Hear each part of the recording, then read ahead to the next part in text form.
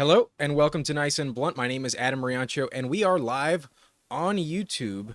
I believe everything's good. So it's Sunday. This has become our traditional Best Ball Mania draft night for the last 3 weeks, and I think I'll keep it that way. Let's hop in to a BBM.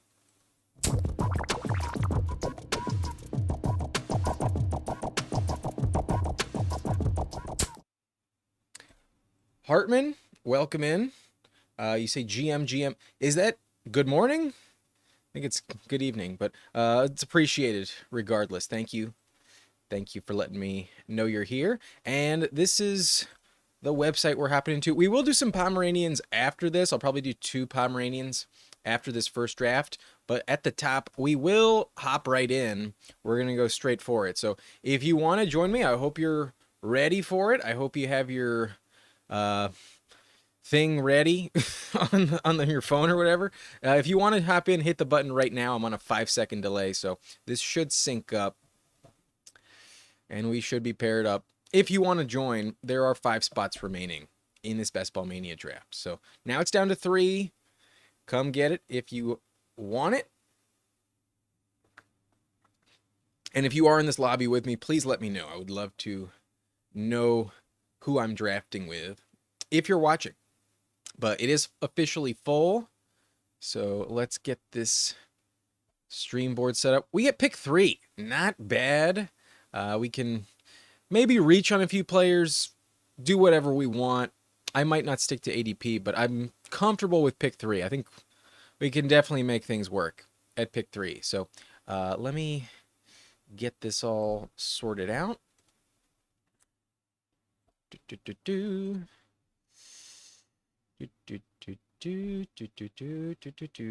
Where is this? Yeah, there we go.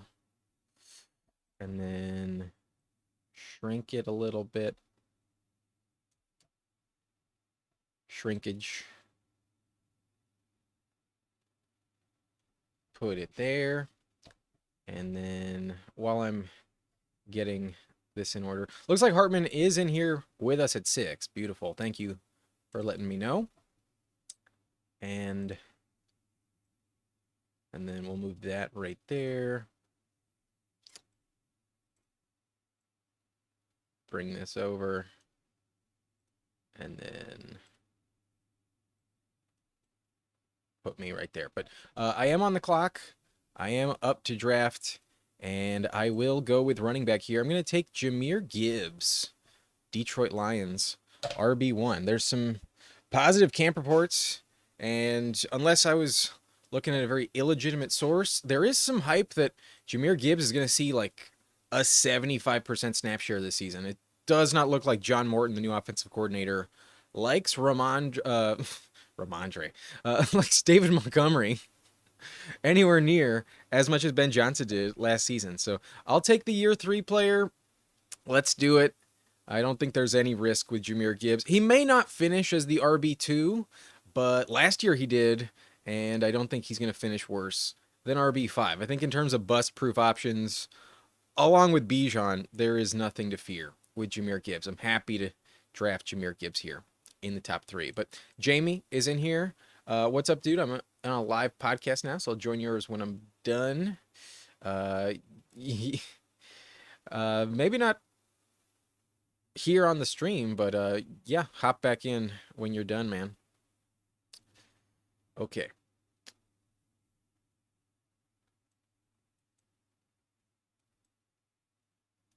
I don't even know how to add someone during the live stream. Like, if it's not set up pre-hand for like my podcast episodes with Angus, then I don't know how to get in another live feed on this. But anyways, after we take Gibbs, we see Jefferson, CeeDee Lamb, Saquon Barkley, Puka, CMC, and then looks like the next tier of running back was saved for the second round. We saw Nico, Brian Thomas, Malik Neighbors, Amon-Ra.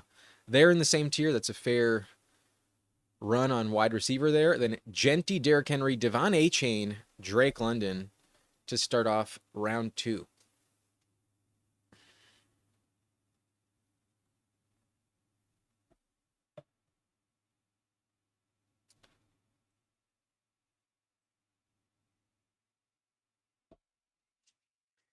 All right, so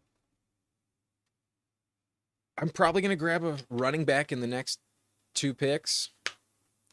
I generally prefer my teams a lot more when I go with two high-end running backs at the top of the draft. But Chase Brown does go 18, and Brock Bowers does go right after him. We are at the top of ADP.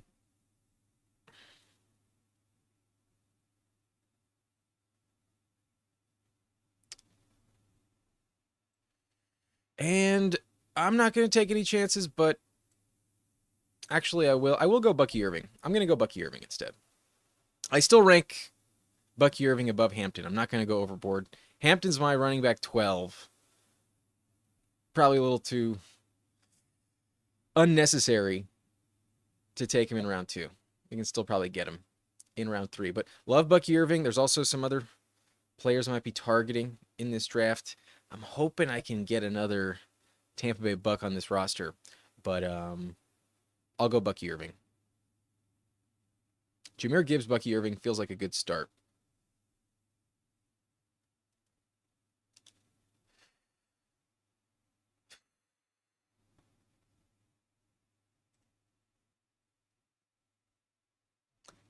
If it wasn't for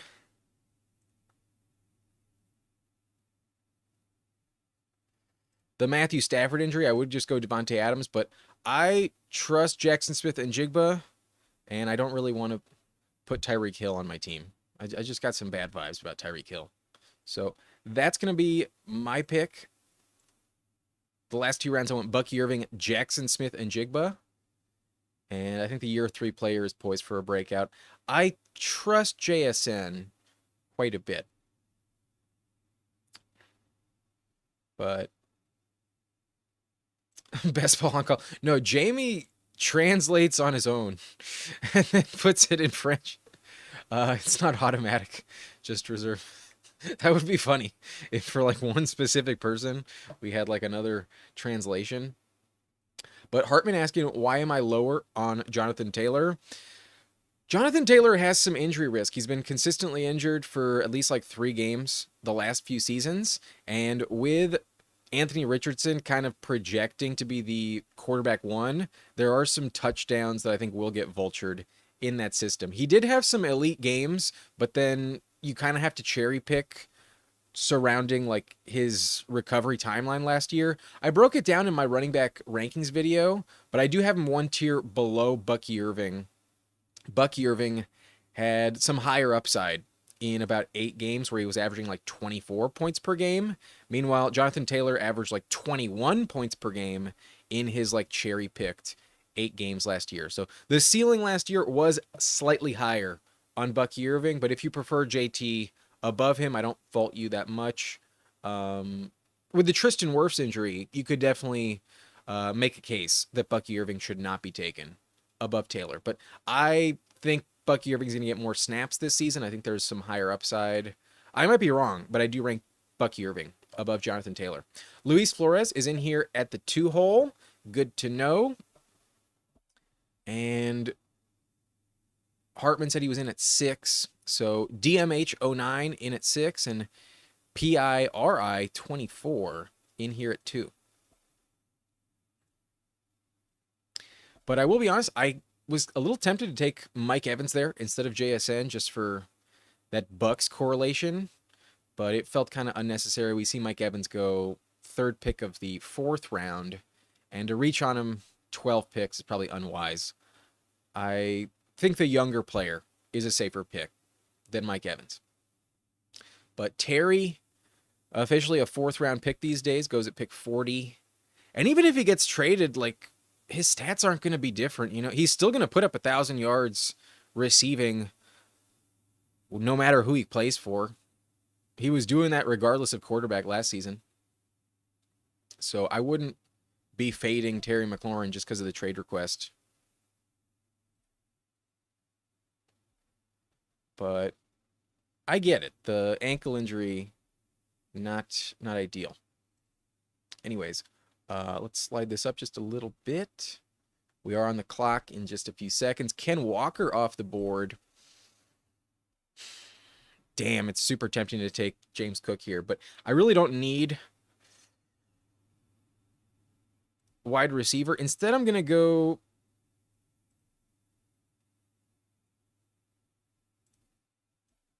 Jamison Williams. The little finagling I did with the Q did not work out. So we go with Cortland Sutton, probably the safer pick for sure. I do rank Sutton higher, but I think in best ball, Jamison's a more appealing selection. We might get him with the next pick, so it's not a big deal.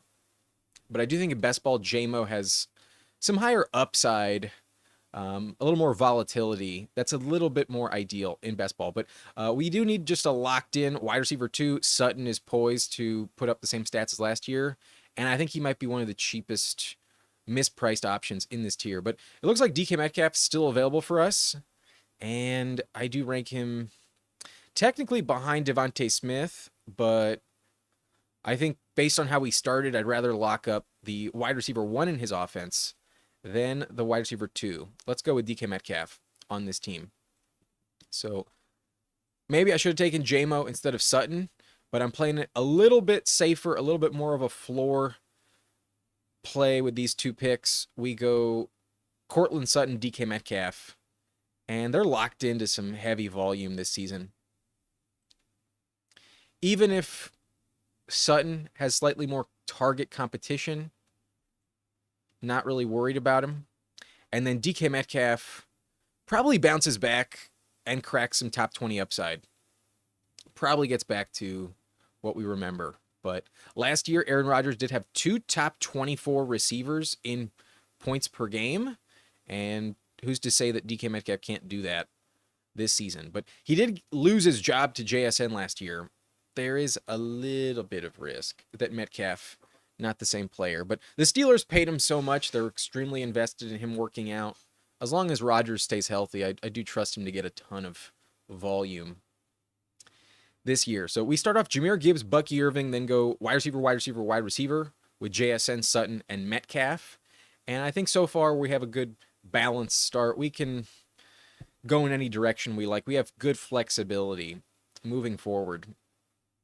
But Julian says 10 team, what's the best pick to have and who to target first 3 rounds? Good question. I think if I'm not getting a top 2 pick, give me like pick 5. I think any pick in the top 5 is really good. With the question marks on Jefferson right now, I probably wouldn't put Jefferson in the top 5. But I also really like being near the bookend. So I think pick 9 or pick 8 in a 10-team league is really good because then you also followed up with 2 really good picks in the second round. You'll be back on the board at pick 12, pick 13, and you're going to get a really good weapon in round 2. That's kind of a sweet spot. If you don't get an elite tier player in the top 5, then give me like pick 8 or pick 9. That way I'm back on the clock real quick. And as long as I have 2 picks in the top 14, 15, I think I have 2 difference makers to start off the draft. Pretty bust-proof picks if you stick to at least like underdogs ADP. I think all the way through A-Chain, no problems with them. But Julian says, I'm liking the 3rd pick to guarantee Bijan, Chase, or Gibbs. Yeah, having that locked-in option is always nice. But having 2 great options also not a bad consolation prize.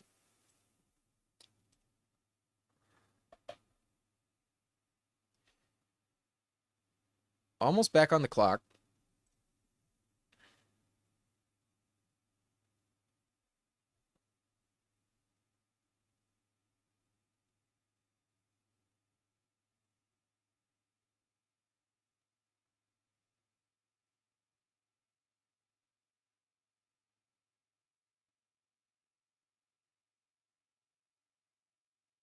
This team is about to time out. They go Jordan Addison. Not a bad pick. I am less afraid of the run at running back that's about to happen at this turn and more concerned about the rising price of Emeka Egbuka and the potential he's a league winner. I think Emeka Egbuka might still be like a round cheaper than where he should be going. I'm starting to make a hard pivot that Emeka Egbuka is going to be top 30 this season. I am fully buying in on the Igbuka hype, and we also have Bucky Irving. Good to pair him up with Igbuka, I think. I'm not going to reach on Baker here, that's for sure. However, I feel really strong with Igbuka on my roster, as all of the signs are not looking too hot for Chris Godwin. Not going to grab Godwin. Instead, I'm going to buy in on some of the camp reports recently that Matthew Golden is overwhelmingly the wide receiver one in Green Bay. That's what the camp reports I've seen have indicated. There is a huge, huge investment in Golden. Did it freeze? Oh no, we're good. I thought it froze for a sec. So we go Igbuka, Golden at that turn. We have 5 receivers now. And I'm liking the roster. We have Gibbs, Bucky Irving, elite duo at running back. Then an extremely safe pick with JSN. Cortland Sutton, also very safe, pretty bust-proof in my opinion. DK Metcalf has that upside, but also a very safe pick. And then Igbuka, massive upside with this rookie, and same applies with Golden.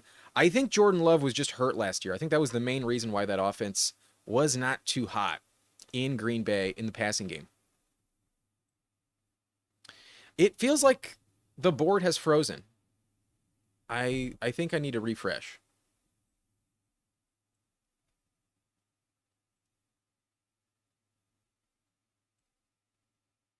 Yeah, let's... Whoopsie. Let's get that going once again.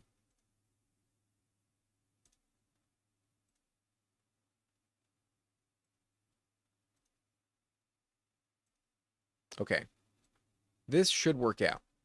Yeah, that one's updated. Apologies there. Some technical difficulties with the draft board.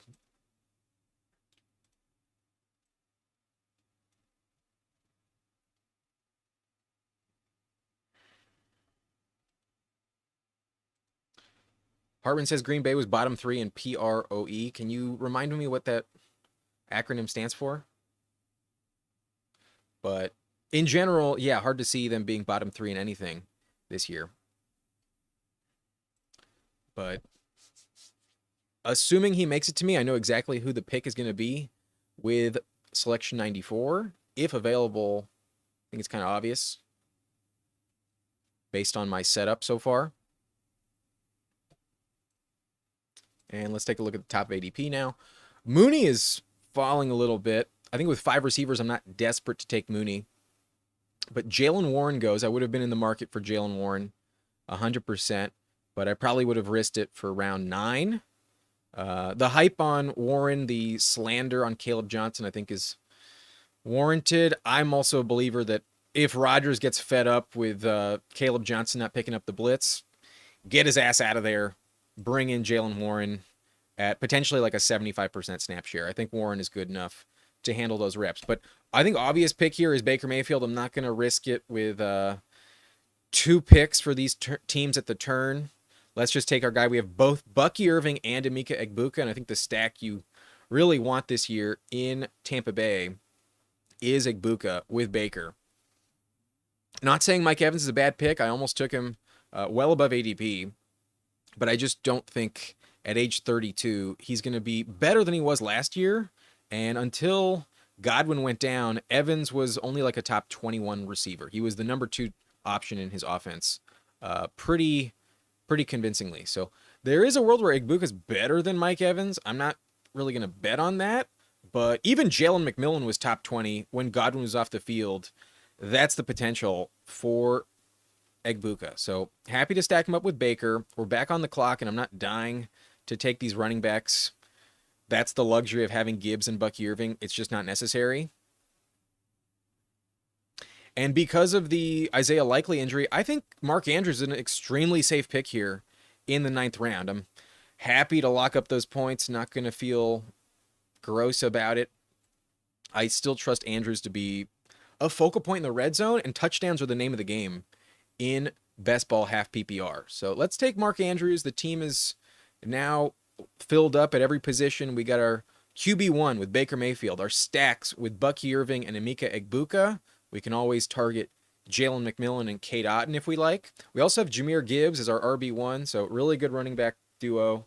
And then the wide receiver core is pretty strong with JSN, Sutton, Metcalf, Egbuka, and Golden. Pretty nice. I'm going to turn off my AC. I'll be back in just a sec.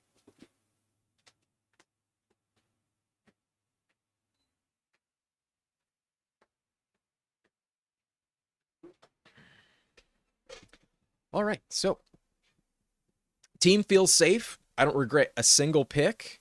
Maybe taking JMO over Sutton might have been a wise decision, but I would have kind of felt locked into a Jared Goff stack with Gibbs and JMO, and perhaps that's wise in BBM, but I'm not dying to put Jared Goff on this team. I'm a little worried he falls back down to earth a little bit without Ben Johnson. Just a little concerned. Anyways, Harbin says pass rate over expected, so they ran way more often in neutral scripts, basically. Yes, that makes a lot of sense. That I think is correlated to the groin injury that Jordan Love suffered in week 1 in Brazil. I don't think he ever really felt comfortable the rest of the year. Maybe I'm just projecting, maybe I'm hopeful, but I think that's a legitimate excuse. He was really good to close out 2023. He was literally a top 10 fantasy quarterback in the second half of 2023. And then last year, he wasn't even like top 17 at the position. Maybe getting hurt in week 1 plays a factor there. So I think it's going to bounce back. I think drafting a receiver in the first round for the first time in two decades, they have to make that pick work. They have to make that look good. They would look so stupid if he was a bust.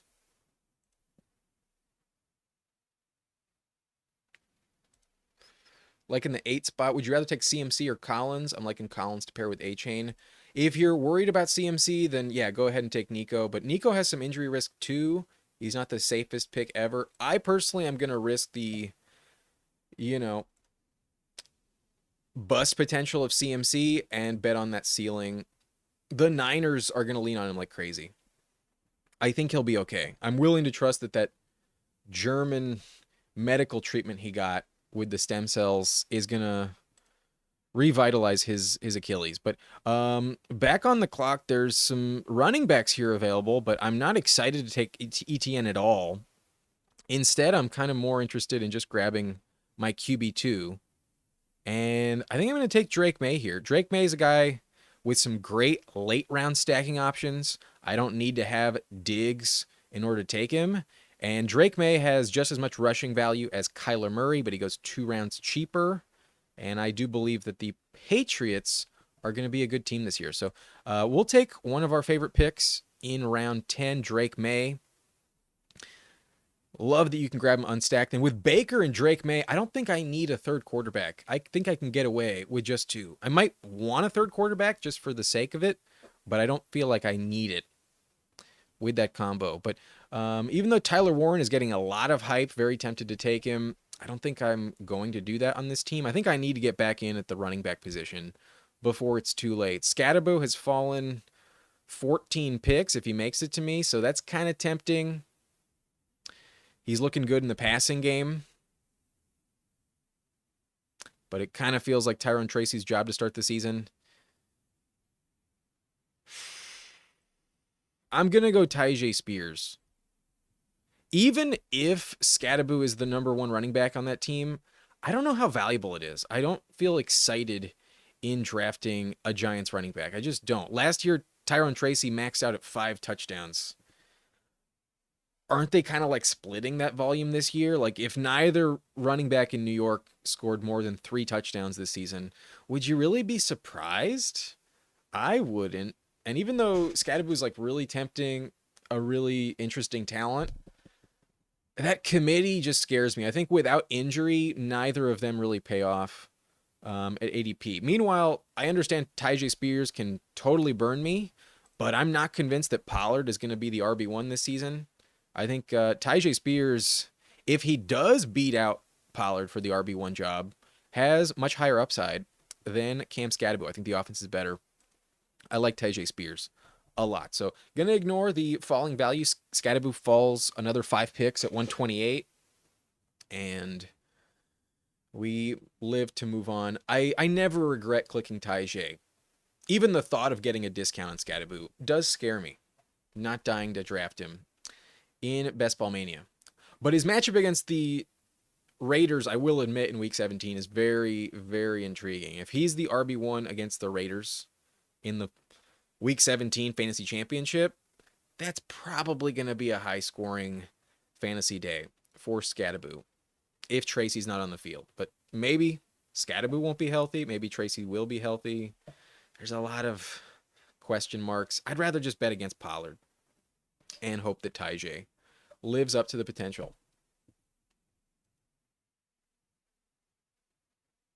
But Parker Bledsoe asking, would you do this? I get Tet, Downs, Ladd, and AK. AK. Why am I... Do you mean DK? I think you mean DK. For Rice, Marvin Harrison Jr., and Chase Brown. Tet, Downs, Ladd, and... Oh, Alvin Kamara. I mean, the receiving core is much better, but I'd much rather have Chase Brown. I think I'll stick with the Chase Brown side, but it's that's a toss-up. I would just trust your gut. Yeah, it is Alvin Kamara. Not dying to make that trade either which way, but the receiving core sounds better with the Ladd side. Anyways, I think I might just grab Rachaad White and just have this insurance policy. Was hoping I could get maybe Tank Bigsby or Bashal Tutin, but not available. Not going to draft Judkins. Not dying to draft Najee.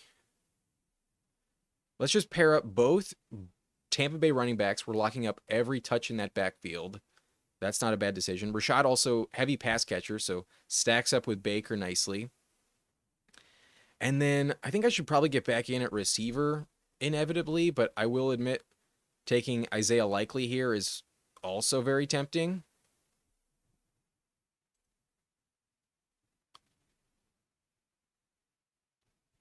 Pairing up Andrews and Likely, knowing I'm done with two quarterbacks, I can afford the third. Because even though Likely is, injured right now and not a safe pick, wow, DeMario goes. I was honestly considering DeMario. Thought I might be able to get him wrapping back around, but I don't want Judkins. I don't want Najee. I don't really want Garendo. Kind of tempting to go with Algier, but I think I'm going to grab Likely. And this way, we just lock up every reception in that Ravens tight end room. At some point, Isaiah Likely will be healthy and will be back on the field. He still has 30-point upside. He's still a potential league winner in best ball, especially if something were to happen to Mark Andrews. That's probably the main path for success. But if not for the foot injury, I think he may have been on the path to overtake Andrews on the team by the end of the year. I still really like the upside of Isaiah Likely. So might be a bad pick, but this is a large field contest that has been drafting since May. And it's not like we're getting a different price than the majority of teams that have drafted Likely. Some of them are getting him like a round later, but I'll take Likely at this price.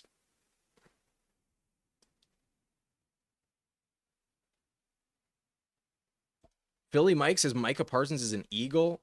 No way. There's no way that happens. Oh, you're not the only one? Philly Mike says, let's go Parsons. Is that for real? No way. How the... I don't believe that. Stop lying, please. Yeah. That'd be impossible for the Cowboys to make that dumb of a move. Dan asking Olave or Diggs. I'm actually on the side of Diggs this year. I have no faith in Olave, honestly. Olave was ass last season. Olave wasn't even as good as Rashid Shaheed. Parsons wants to be a Giant so bad. It's so obvious. Of course. That's probably what's going to happen. He'll get traded in division. That is the most likely scenario, of course. to happen with Micah Parsons. But Hunter Henry does not make it back, so we're more in the Cade Otton stacking option at this point.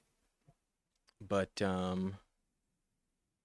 we've passed on receiver since Matthew Golden, so that was like 6 rounds ago. I should probably get back in. We've taken 2 quarterbacks, 2 running backs, 2 tight ends since then. And we're about to be on the clock. So let's get back to the ADP. Let's take a peek here. And I don't think I'm going to say anything until I'm on the clock.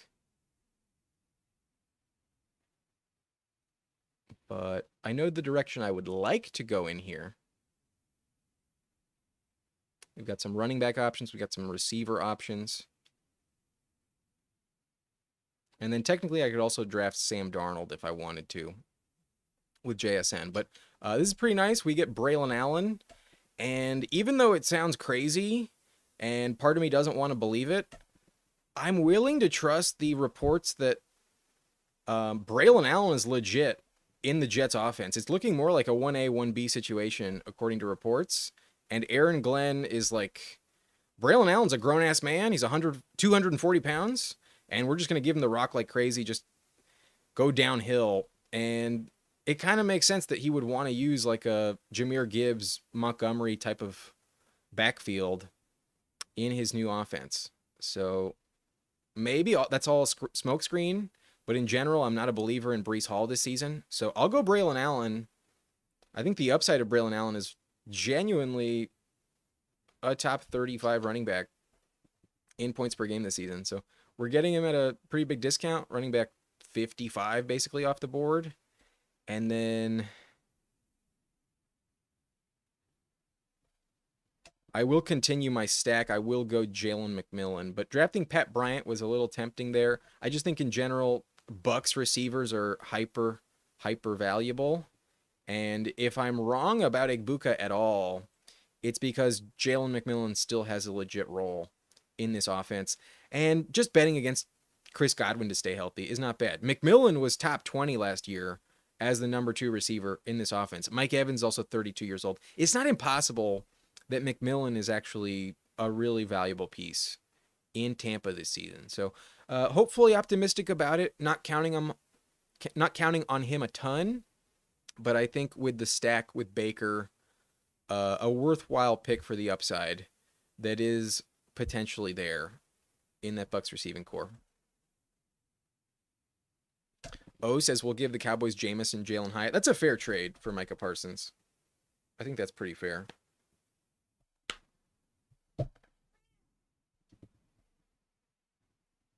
Maybe throw in Devin Singletary just because the Cowboys need a running back. That feels pretty fair. Those 3 players straight up for Micah Parsons. I would do that trade if I was Jerry Jones. O likes it for sure.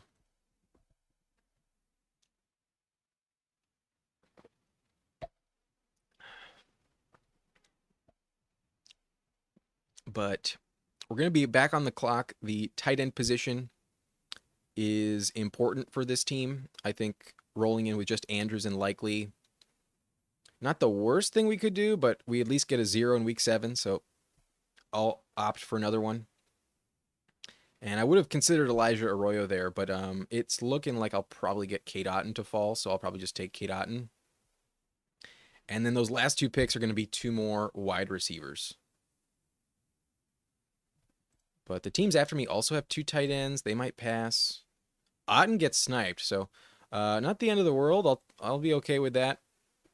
And then even though I love my boy Dante Thornton, I think with all the writing on the wall that Keenan Allen is at least going to play this season, maybe with the Chargers, I'll take Keenan Allen. I think the rise in ADP would be dramatic if he signed in LA. Even if he signs anywhere else, I still think the upside is tremendous. And if it's not the Chargers, I think my pick would be a place like Arizona. Maybe not. But that's a place devoid of targets. He'd at least have a big role if he signed with the Cardinals. That makes sense to me. Maybe he's chasing a ring. Maybe he doesn't want to play in anywhere other than LA, though. There's a world where he retires, and this is a bad pick, but it's also potentially a huge value if he signs in the next 2 weeks. I think he will.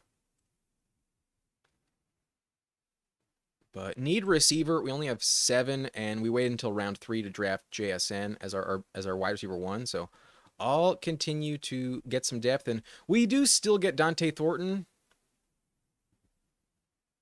I don't really like that many of the receivers here anyway, and Dante Thornton is appealing.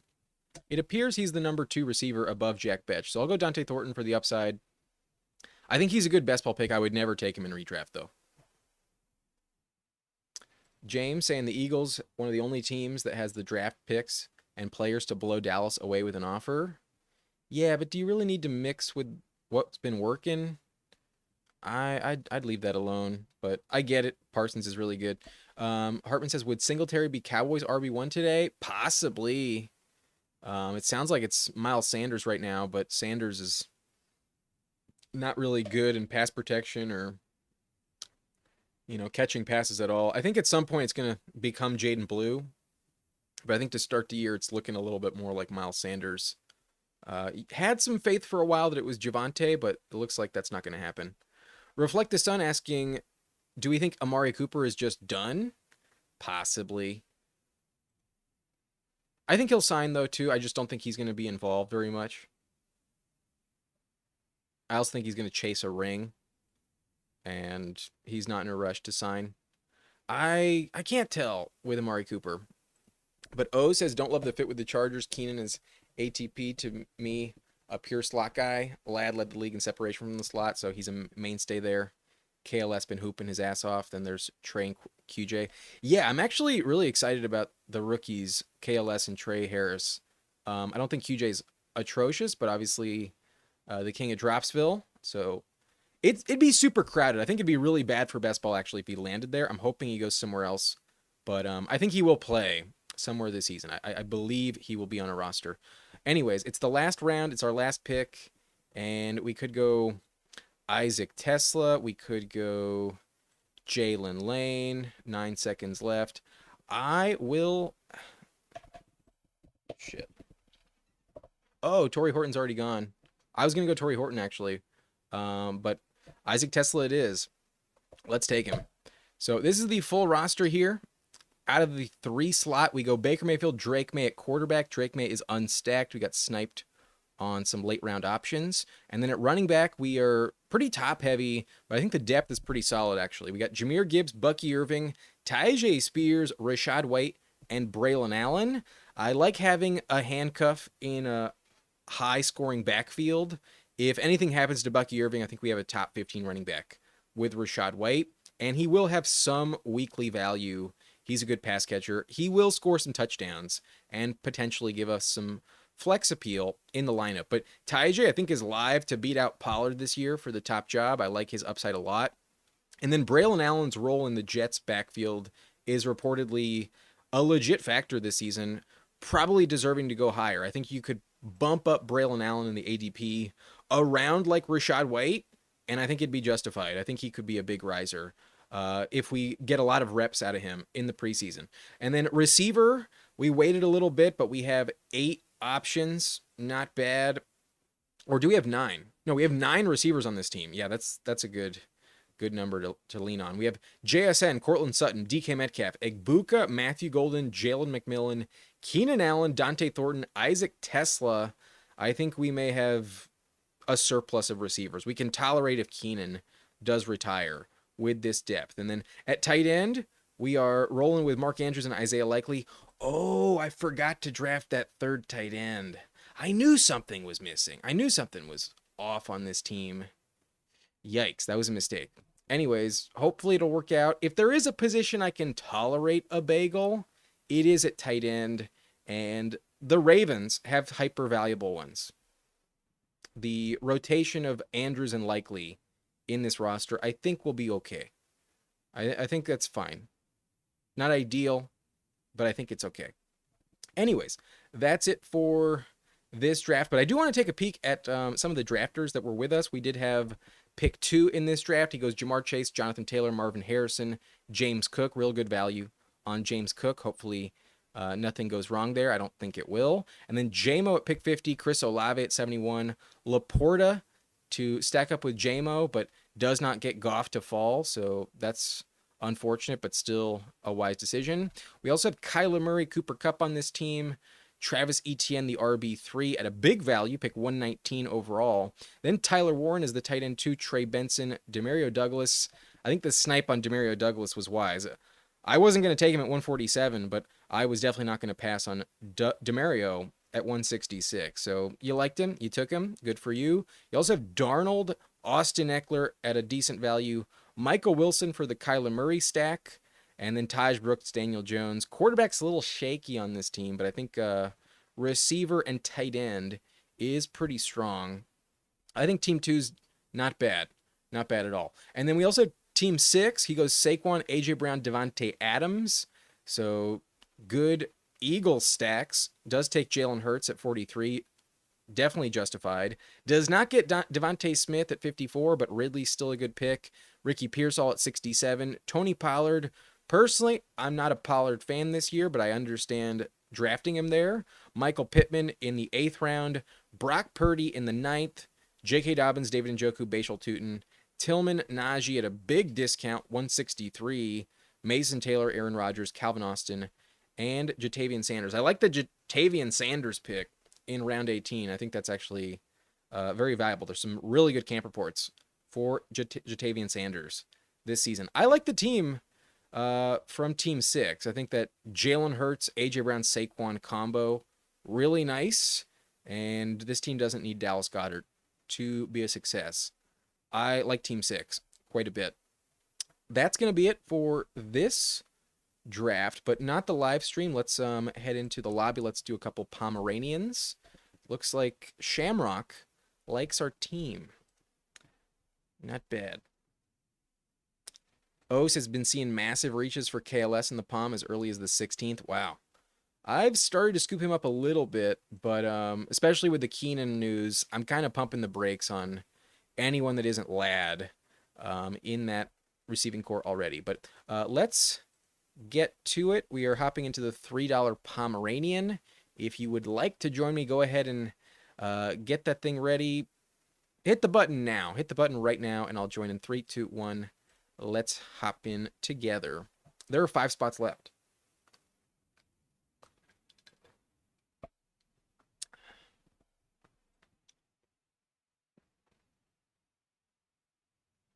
Reflect the Sun saying maybe they should play flag football in the preseason. You're hoping to draft a BBM slow without a single injured player. That's hard to do. Even if they're not injured today, the injuries will find you. That is for sure. So maybe don't seek them out, but I'm not afraid to draft at least like 1 or 2 injured players. I don't think it's the end of the world. Like, especially with a guy like Isaiah Likely. He's not really contributing when he's not an elite guy in the first place, you know? There are some guys that can definitely tolerate the risk a little bit more that may be injured already. But Shamrock is in at 5. Love to see it. Hartman says it's crazy how fast the Palm is filling. Any of these drafts that are $5 or less, they fill hyper quick as Underdog has gotten more popular. There's a lot more people that do it, and especially now it's August, there's a lot more casual drafters. If you want in, you got to notice it immediately and hop in as quick as possible. But I do draw the 12 slot in this draft. Not the end of the world. We get 2 really good picks in the first 2 rounds, and then, well, we might get boxed out of some positions later. We still get some decent values in general, and we can always make it work. I'm not going to shit on pick 12. I'd rather have pick 12 than pick 1. I'll be honest about that. I think you kind of have to reach on quarterback a little bit at pick 1 to make it work. If you don't, you really risk getting completely screwed.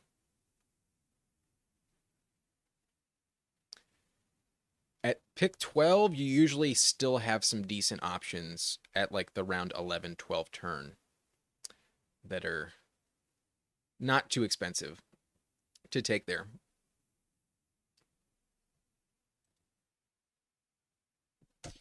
Yeah, and then there's also the fact that you have no room for error with that first round pick. Like we all think Jamar Chase is going to be a good pick there. Last year that was not the case with Christian McCaffrey. I don't think it'll go down badly with Jamar Chase, but even if he's like just wide receiver 5 on the season, you didn't make the right pick. There's no room for error, and then you kind of get in a really weird position the rest of the draft. You'll be in a weird spot at pick 12 too, but I think it happens a little bit less. I think it's a little more forgiving at the pick 12 bookend than pick 1. But at the top of ADP, we can go Genty. I think I'll take Genty, and then I definitely have Brian Thomas ranked as the top wide receiver. So let's do it. Let's just stick to the top ADP. I don't think these are bad picks at all. I don't think there's really any risk with these picks. So to get 2 in the top 15 is my cup of tea. And it looks like the draft board did freeze again. It's looking that way. Let's X out. Let's refresh. Sorry about that. That's weird. I haven't run into this problem ever in the past, but that's like the second time in this draft that it's happened. Okay.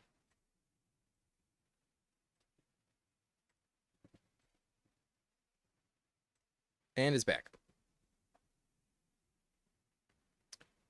So after I take Genty, A-Chain comes off the board. I think that's the right pick. Drake London, then Derrick Henry. Brock Bowers at 17. So Team 8 gets the Week 17 correlation. That Giants-Raiders game should be high scoring.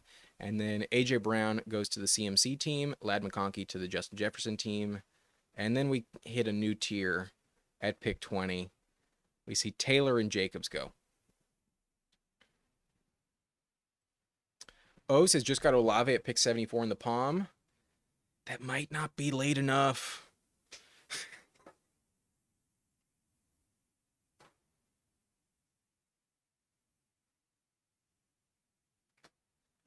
I've been finalizing my rankings, and I think the player I'm avoiding like the plague this year, the 2 guys I'm avoiding like the plague at receiver, are Chris Olave and Jerry Jeudy.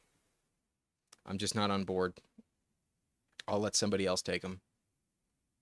I'm happily going to be wrong on Olave and Jeudy if they blow up and play really well this year. I just don't see it. I don't trust Tyler Shuck. I don't trust. I mean, I guess Flacco's not bad, but he's not going to start the whole season. I don't think Shaheed is much different than Olave this year. But yeah, that is a good value. That is a very good price in round 7 on Olave. I will admit, I have taken Olave a couple times, and whenever I do it, it's like around where you're taking him, around pick 69, 70 to 75. That's the only time I'll tolerate it. But I don't like doing it. I really don't like it. Yeah, then there's also the risk he has another concussion and doesn't stay healthy. That's another big scare with Olave. But his stats were really bad last season. Rashid Shaheed was more valuable when healthy, which feels really strange to say. But I don't think Shaheed is a terrible pick. Oh, God, please take Marvin Harrison. I don't want to have to take Marvin Harrison. I don't want Harrison at all. Please snipe me on Harrison. Champagne Leo, come in the clutch. Damn it, he goes Mike Evans. Ugh, fuck. You know what? This is a $3 draft. I'm super underweight Harrison. Like, I literally have Harrison at 2%. I guess. I hate it, though. And then I'll follow it up with JSN. I trust JSN. But we did get the bye week problem once again. Our top 4 picks all have a week 8 bye. Genty, week 8. Brian Thomas, week 8. Harrison, week 8. JSN, week 8. Damn it.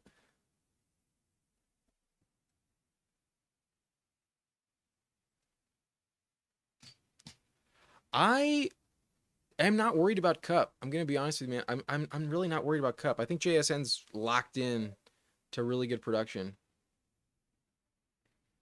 Yeah, I think round 3 is so much better to go running back or quarterback than receiver.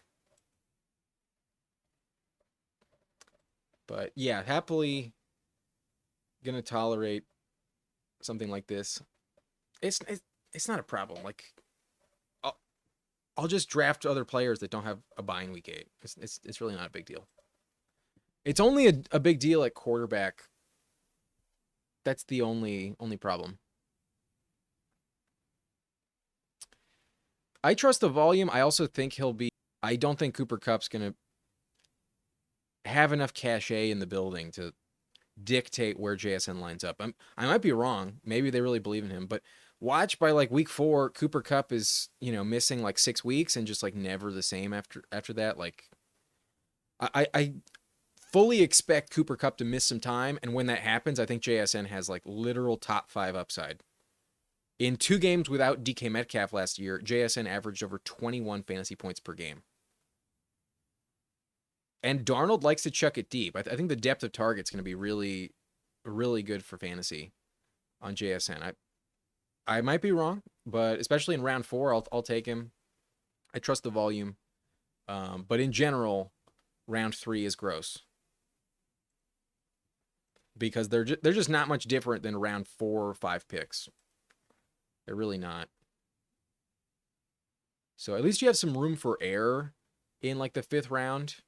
In the 3rd, whoever you take has to pay off. And if there's a guy I think is probably going to underperform, it's Marvin Harrison. But a little more appealing in best ball.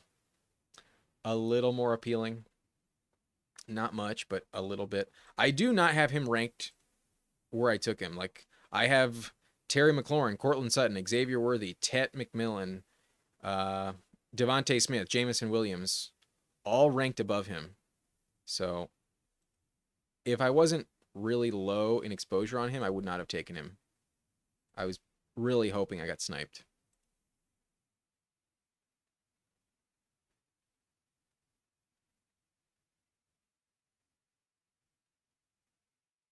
Dang, I wanted James Conner there, but I will never be upset to draft Travion Henderson. Never upset with that. With BT, Harrison, and JSN, maybe I should grab another running back. Maybe we should double tap that position here. I don't think it's a bad choice.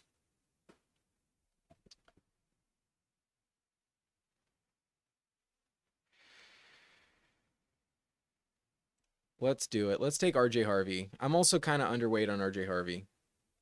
So we're rolling with 3 rookies on this team. Might need some backups that have some early season value. But I think these 3 rookies have elite upside this season. We know Genty's going to pay off. Every camp report I've read looks like he's as advertised. I trust Genty this year. Travion, I think, might start a little slow, but by week 5, week 6, I think we'll completely overtake Ramondre. I have no faith in Ramondre in the second half of the year. And I'm not betting on it, but it's possible we get like a LeGarrette Blount type of role on the goal line from Travion, where he could literally score 15 touchdowns. I don't think it's beyond the realm of possibility. But the O-line is not great. I think Travion's more valuable in the passing game than the run game, but he's really, really talented in that department. I think he's a good pick in round 6. And then RJ Harvey has reportedly looked really, really good when he gets the ball. He is splitting a lot of touches with J.K. Dobbins, though, but whenever they give him the rock, he's hyper efficient, and J.K. Dobbins is probably going to get hurt at some point, similar to Cooper Kupp. But O says Vegas disagrees. Given Kupp's pricing to score 10 touchdowns, I would smash the under on Kupp 10 touchdowns. Hell no, am I taking the over on that? I think when he's healthy, he's not a terrible option in fantasy, but I don't trust him to stay healthy for more than like 6 games.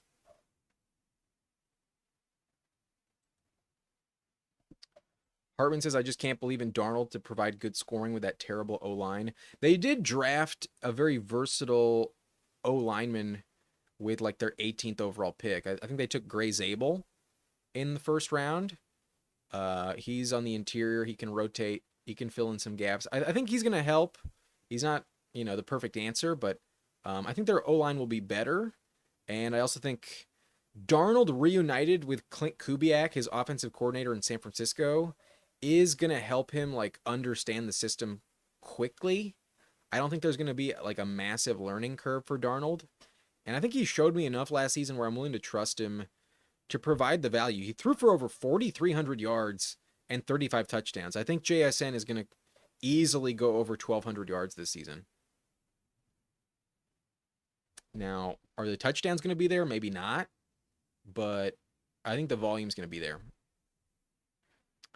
Ooh, my wide receiver rankings just finished exporting. I was editing earlier today. We got the top 40 wide receiver rankings being published tomorrow morning. Look out for that. If you're interested, ring that notification bell, subscribe to the channel as well. And as always, if you're enjoying this live stream, please hit that like button and let me know that you support this channel. Give this video a like if you can. If you've been watching this whole time, I think I've earned your subscription. I've at least earned the like button if you've watched this whole live stream. I think that's fair.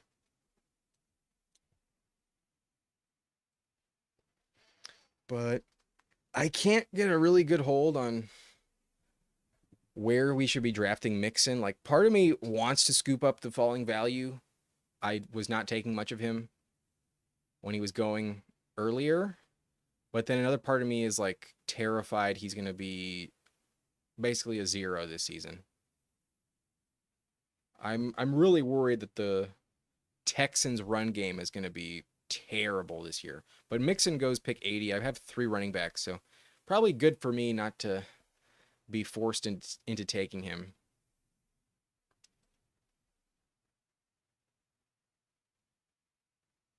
Josh Downs goes. I would have liked Josh Downs on this team. We don't get him. I'm hoping this team takes running back because that's not where I'm going at all.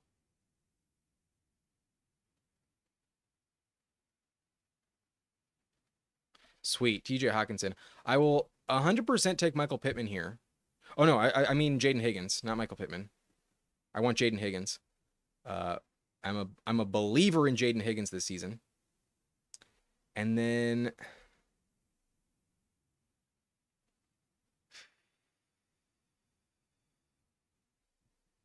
Shakir did just suffer an ankle injury. That's not ideal, but pretty much all the receivers in this range are banged up except for Cooper Kupp, who we expect to get hurt.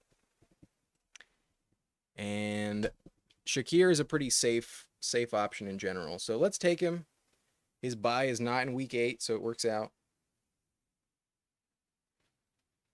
Almost drafted Cooper Kupp just because we were talking about him and I have JSN, so could be a stacking option. But then I remembered I have all the week 8 buys at receiver, and let's take the falling value of Shakir with a week 7 buy.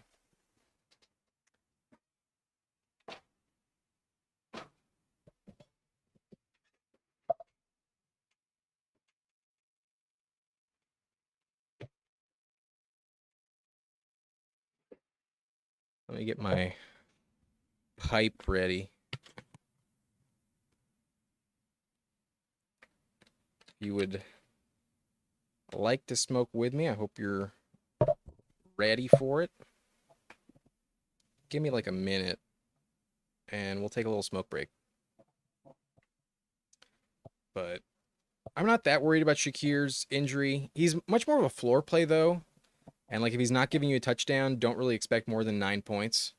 So I don't know if he was the right pick there. But I do love Jaden Higgins this year. Higgins is quickly becoming one of my most drafted receivers now that Darnell Mooney is banged up, and I don't feel as confident taking him at this price. But Jaden Higgins sounds locked into the number 2 role in this passing game. All of the camp reports are hyping him up like crazy. They seem to really like him. They gave him a fully guaranteed contract, first ever for a second-round pick. He reset the market. That's why all the other second-round picks held out. They wanted a fully guaranteed deal as well. And maybe that's why Quinshon Judkins has not signed his deal with the Browns. A lot of things had to happen for that, but I know for a fact the Texans really like Jaden Higgins. They would not have given him the fully guaranteed deal if they did not. And last year, Stephon Diggs, when healthy, was a top 20 wide receiver. He averaged 12.2 points per game. He was as good as Jamison Williams, as good as Jordan Addison in points per game last year. And Higgins doesn't have to be as good as Diggs in order to pay off this ADP. We're drafting him as like wide receiver 48. That is way, way cheaper than wide receiver 20, which Diggs did put up in points per game last year. So I love the upside. It also gives us another quarterback option with CJ Stroud. And Kyler Murray does go to Shamrock at pick 101. Does Shamrock have Trey McBride, or is Shamrock just sniping me for the sake of getting Kyler Murray? Yep, Shamrock just doesn't want me to have nice things. That's okay. Not that upset about it. It would have been nice, though, to get Marvin Harrison Jr. and Kyler Murray out of the 12 slot. That would have been nice. But if you watch the channel, I'm pretty shy to draft Kyler in the first place. Not convinced he's a great pick.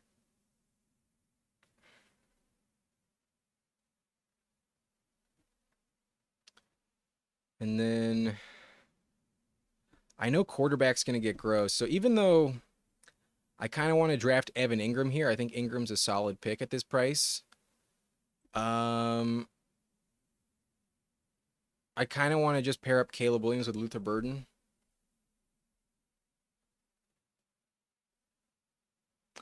There's some really good camp reports on Luther Burden. In general, I'm kind of fading DJ Moore this season. And I'm willing to do it here. Let's go Luther Burden. And now I'm probably only going to draft 7 receivers on this team. I think with Burden as the 6, with the upside he offers, I feel comfortable with just 7, knowing I already have Brian Thomas Jr., Marvin Harrison Jr., Jackson Smith and Jigba, Jaden Higgins, Khalil Shakir, and Luther Burden. Our running back core is pretty good with Ashton Jeanty, Travion Henderson, and RJ Harvey. That is pretty nice. Loveland does go pick 111. That's unfortunate, but the odds he made it to me at 132 were pretty slim. That doesn't happen very much these days. But Shamrock does get a really good price on Evan Ingram. I think that's a good pick, even with without Bo Nix. I'm surprised the team with Bo Nix passed on Evan Ingram. They do have Bowers, but they go Hollywood Brown instead. What is Team 8 doing? That's really strange.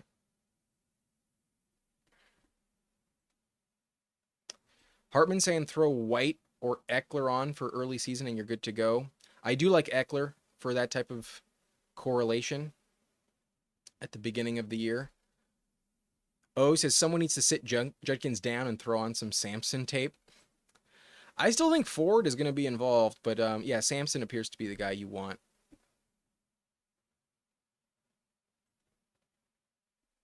But I'm not going to draft Judkins on this team.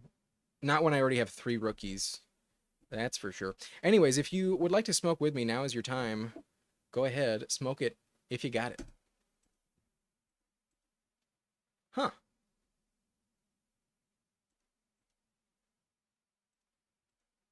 Interesting.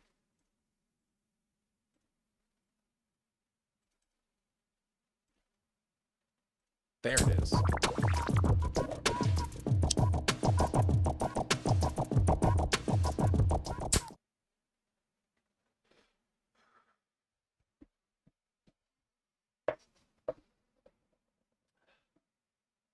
There was a delay on it. Wasn't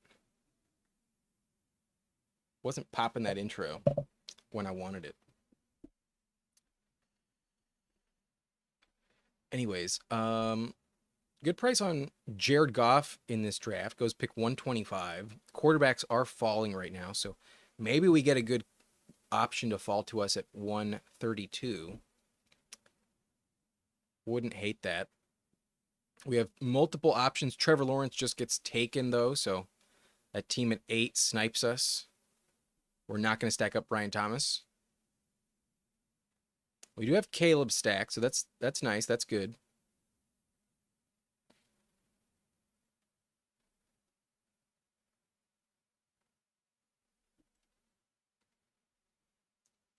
This team before me does not have Nico Collins, but I wouldn't be shocked if they sniped me on Stroud. No, they go Javonte Williams. I'm not interested in Javonte right now, so happy to see that. We're going to take David Njoku. Love this price fall on David Njoku. I think already in round 11, he's a really good pick. So we'll take him. And then we have Jaden Higgins. We're going to stack him up with CJ Stroud. This is that part of the draft I was mentioning at quarterback that is the cutoff point in terms of values. It gets pretty ugly moving forward, and if you don't have a stacking option, it's not my favorite direction to go. But we can still take Darnold. We can also maybe take Cam Ward and have some back stacks, but we're rolling with Caleb Williams and CJ Stroud. I think we're okay. I don't hate it.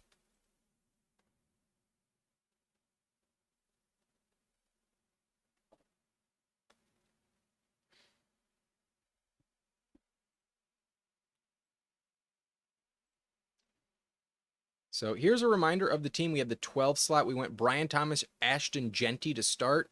Then Marvin Harrison, JSN at the 3-4 turn. Some good price drops on them.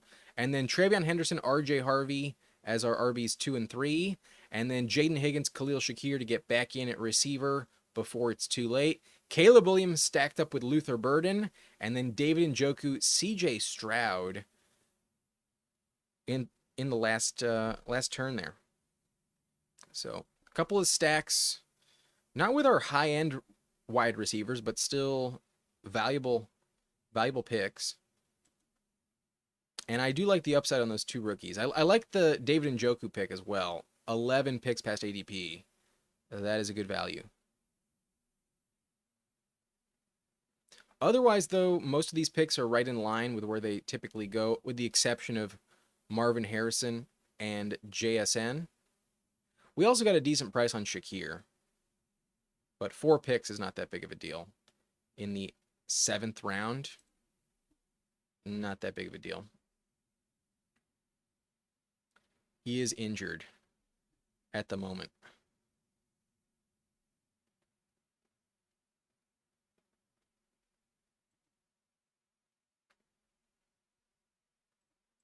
But Shamrock is in here with us. Let's take a look at Shamrock's team real quick. He has Kyler, Jared Goff, Gibbs, Taylor, Sampson, and Jaden Blue. Just took Jaden Blue at pick 149. Also has Devontae Adams, DJ Moore, Travis Hunter, Deebo Samuel, Darnell Mooney, Sam Laporta, and Evan Ingram. So a really good Jared Goff stack with Laporta and Jahmyr Gibbs. Pretty good running back core. Sampson probably works out. Jaden Blue, I'm not dying to take, but definitely some upside. And then your tight end core is phenomenal with Laporta and Ingram.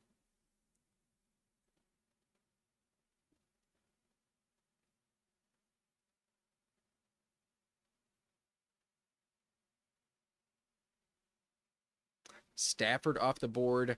I think I will draft Austin Eckler on this team. I think Eckler will be involved early in the season. And then the tight end values fell off a cliff, however. I don't think need to force the issue at tight end here. We'd be reaching on that position. And then it's pick 156. Do I just take Najee? He fell 20 spots. Nah. I'm going to take a shot on Cedric Tillman. We already have a Brown pass catcher with Njoku. Let's grab Tillman as our last wide receiver. Tillman has some upside. Tillman has a shot to be just as valuable as Judy. Um, Kind of similar to the Shaheed argument. I don't think Tillman's going to be that much worse, and he goes much later. And the offense is just terrible in general. I never like drafting a Saint or a Brown. If I am going to do it, I feel a lot better with the later round guys going after pick 100 as opposed to the high end guys going in the top 70. But Grigor Dumanian says team 3. Is that you? Yeah, that's definitely you with that username. So let's take a look at team 3 for a sec. We got Saquon, Tyreek Hill, Josh Allen. Some people might fault you for reaching on Allen. I think it's fine if you want Josh Allen. Round 3 is a perfectly fine place to take him. Then you go Kenneth Walker, a pretty good RB2, with Jamison Williams, Stephon Diggs, Emeka Egbuka, Drake May, good stack with Diggs, and then Keon Coleman at 99, good stack with Allen. Kincaid at 118. Slight reach on Kincaid, but it looks like tight end is kind of pushed up in general in this draft. Granted, you are the team that led that charge. So maybe a little too expensive on Kincaid, Goddard, and Kyle Pitts. But you wanted tight end. Go ahead and get him. Trey Benson at 147. Now Jack Betch.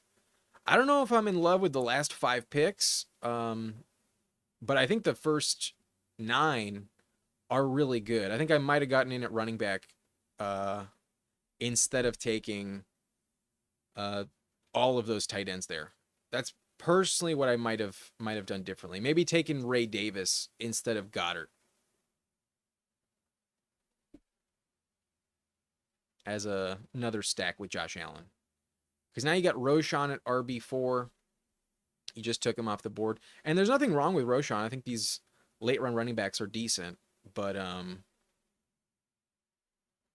the depth is a little thin. When Benson's your third, Benson is no guarantee to do anything. So just a little shaky running back. That's my only criticism. Otherwise, love the team. Love the start.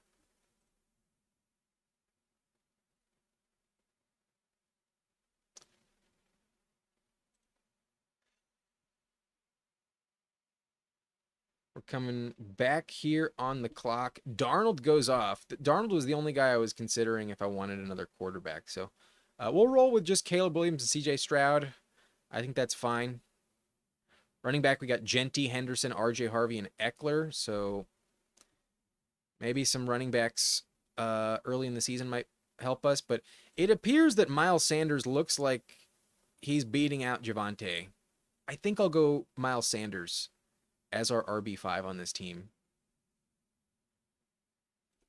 I think so. And then it looks like Mason Taylor's going to start immediately. It also looks like Elijah Arroyo is going to start immediately. But I think Mason Taylor has less target competition. And Justin Fields does like the tight end as a top target. We saw Cole Kmet put up top 10 numbers 2 years ago with Justin Fields. So let's go Mason Taylor. I need another tight end, so I'm not going to stop there. We have Njoku and Mason Taylor and one more with our last 2 picks. Don't hate it. Jonathan's in here. What up, man? Good to see you. Let me know. How do you feel about your Seattle Seahawks? We had some discussions on Seattle earlier in the chat. Some people are a believer in Cooper Kupp. Apparently Vegas is a believer in Cooper Kupp. I'm a believer in JSN. How do you feel about your Seahawks, Jonathan? Do you trust Darnold at all, or are you actually hoping Jalen Milroe gets some action?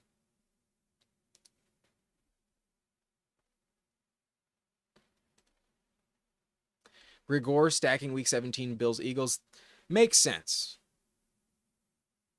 Not bad. You do have Saquon. You do have Josh Allen. Very fair. Kyle Pitts, though, a little risky.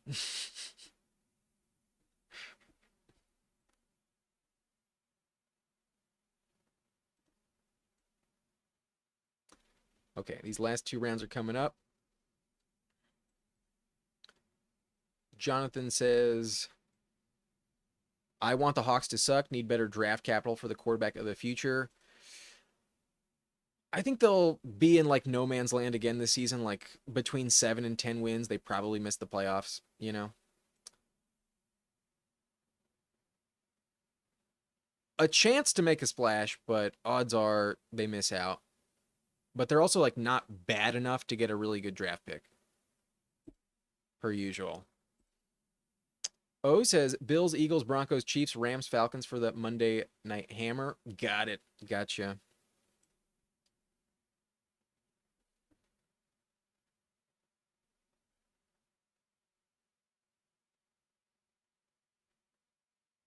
O does not like the Cardinals Bengals matchup in week 17.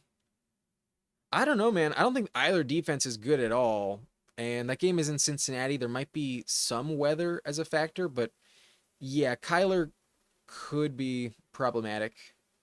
If healthy, though, they'll be kind of desperate for a win. I think it'll be okay. I don't know if it's going to be as good as last year's Bengals Broncos game, but on paper, it should be all right.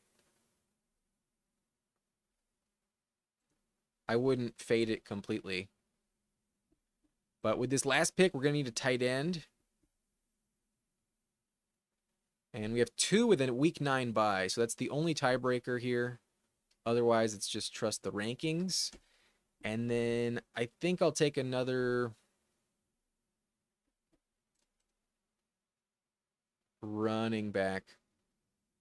I think I'm going to go Ja'Cory Krosky-Merritt since he's there on the board. We have good receivers. We have Brian Thomas, Marvin Harrison, Jackson Smith and Jigba, Jaden Higgins, Khalil Shakir, Luther Burden, and Cedric Tillman. I think I can push it without that 8th wide receiver on this team. I'll go JCM for the upside. I think he can overtake Brian Robinson. It also is a hedge against this Eckler pick. And then Jatavian Sanders, I think, is the best tight end available left on the board. There's some good camp hype on Jatavian, and he was averaging about 7.5 points per game in his last 4 games before getting hurt. Then his role was never the same. They went with like Tommy Tremble as Jatavian was not 100%. So I think he could break out this year. I think he does have some decent value as a potential top 20 tight end, but it's kind of just a mix and match grab bag at this position in general. We have a decent floor with Mason Taylor, Jatavian Sanders. Maybe we get lucky in the touchdown department. And then when Njoku's healthy, and especially with Joe Flacco, we have an elite ceiling at the position. So I think the team is okay. Not elite by any stance, but at pick 12, you kind of got to get lucky to have an elite roster. We have Caleb Williams, CJ Stroud. The elite quarterbacks were not really available at our round 3 pick. But running back is pretty good with Ashton Genty, Travion Henderson, RJ Harvey, Eckler, Miles Sanders, and Ja'Cory Krosky-Merritt. I'm starting to believe Sanders is, at least early in the season, week 1, the Cowboys running back you want. Later in the year, it might be Jaden Blue. And then in Washington, I am full fade on Brian Robinson Jr. this year. I don't trust him. I think Eckler is going to be a fine floor play, and Krosky-Merritt can just win the job outright if B-Rob starts to fumble again. And then receiver with Brian Thomas, Marvin Harrison, JSN, Jaden Higgins.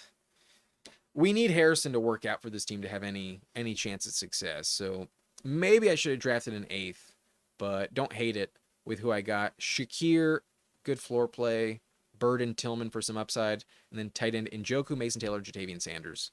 Those were the picks on this one. But Shamrock, sorry for sniping me on Kyler like the value. That's okay. I didn't need Kyler. He probably wouldn't have made it to me in the first place. But Jonathan says he's in Hawaii right now. Doesn't want me on the wife does not want you on the phone, so I got to dip. It's our 10-year anniversary. Oh, enjoy your anniversary, man. That's awesome. 10 years. Cheers to you and your wife, bro. Enjoy Hawaii. Have a great one. We're going to do one more. Let's take a final look at Shamrock's roster, though. Let's pull up the draft board and take a look at Shamrock. Closed it out after that Jaden Blue pick with Najee Harris at a big discount, Pat Bryant, Michael Wilson to stack with Kyler, Daniel Jones as well, and Jalen Naylor. some fine picks to close it out. I think your team is pretty solid with the elite running backs and then good receivers, good tight ends, quarterback not bad. I like Shamrock's team quite a bit. And then we did mention Griduman. Closes it out, Taj Brooks, DJ Giddens, and Ray Ray McLeod. Not bad picks. Ray Ray has some interesting value, some interesting upside this season if Mooney does miss time. But we are going to do one more, so let's hop in. Let's get that done. It is 9 p.m. midnight Eastern time, and it's a Sunday, so maybe some of y'all are getting tired. Let's do that last Pomeranian of the draft. If you want to hop in, I hope you're ready. I hope you have it ready, and hit that button right now. Go ahead and enter the $3 20-second pick clock. I will hop in, and the delay should be synced up. If you want to join me, there are still 9 spots left in this lobby.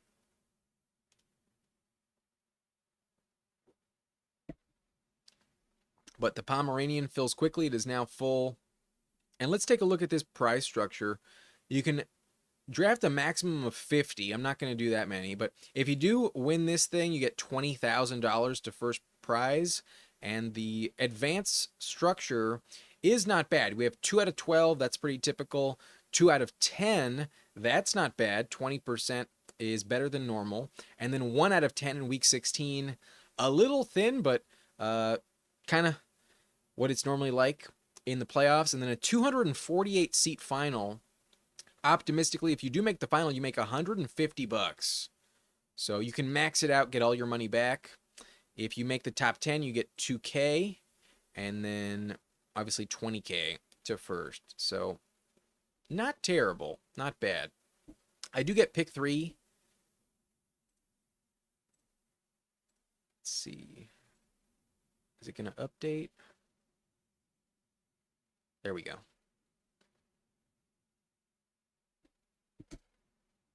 And it looks like Shamrock is in here at pick 10. Good luck to you, man. I am on the clock. Brian Robinson off the board. So at the top of this draft, we did take Jahmyr Gibbs, but let's go with Saquon this time. Let's take Saquon. Oh, you can't see. There it is. Jamar Chase, Bijan Robinson, and I go Saquon at pick 3. It's been a while since I've taken Saquon. Let's get him back on the team.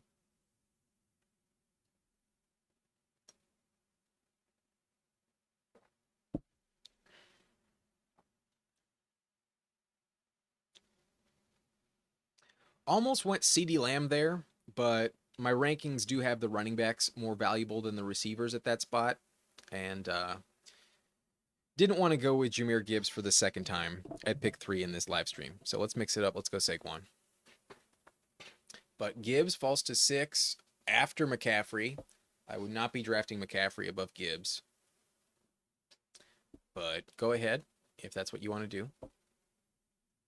So Jefferson at 7, Puka at 8, Neighbors at 9, and now Shamrock's on the clock.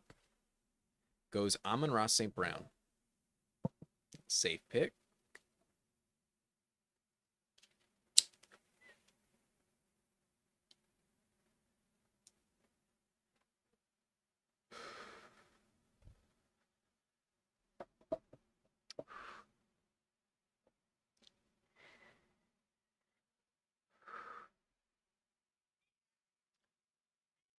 Then Nico Collins, Ashton Genty.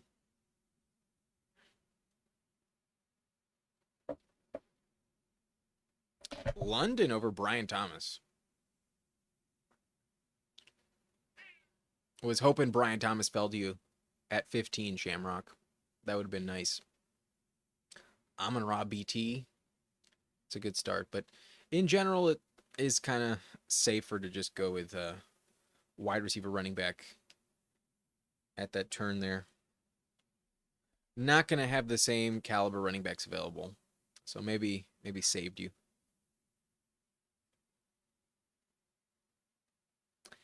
AJ Brown, Lad McConkey after A-Chain. Extremely typical draft at the top. It's really only until like round 3 when it gets interesting.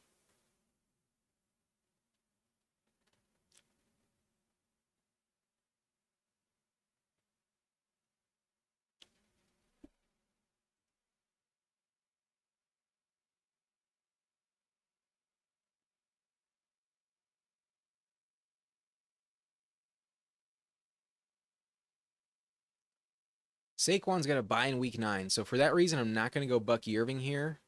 But if Bowers is available, let's make this a Bowers team. Let's see what this team does. They go Bucky Irving. So yeah, let's mix it up. Let's change the typical strategy. I'm very underweight on Bowers. So we get him at a value pick 22. I'll pair him up with Saquon. That's fine. Inevitably, I got to take Bowers at some point. Let's do it for a minimal investment of just $3. It's not that I don't like Bowers at this price. It's just I don't like how my team turns out when I start with an elite tight end. Like if I can get Kittle in the 4th, I feel good about my team. But in general, taking Bowers or McBride really locks me into some tough draft spots later on. And I just don't like it. I'm going to go receiver. I'm going to keep it balanced. I'm going to go with Devontae Adams. We're not going to draft JSN for the 3rd straight time. I go Devontae Adams. I do rank Adams above JSN. But right now there is the Stafford injury concern. I'm not worried about it. Stafford is a really tough quarterback, but, you know, it's just in the back of your mind. Maybe given Adams is my 2nd most drafted player overall, maybe I take some opportunities not to draft him every single time. But I do trust him. As long as Stafford's the quarterback, I do trust Adams.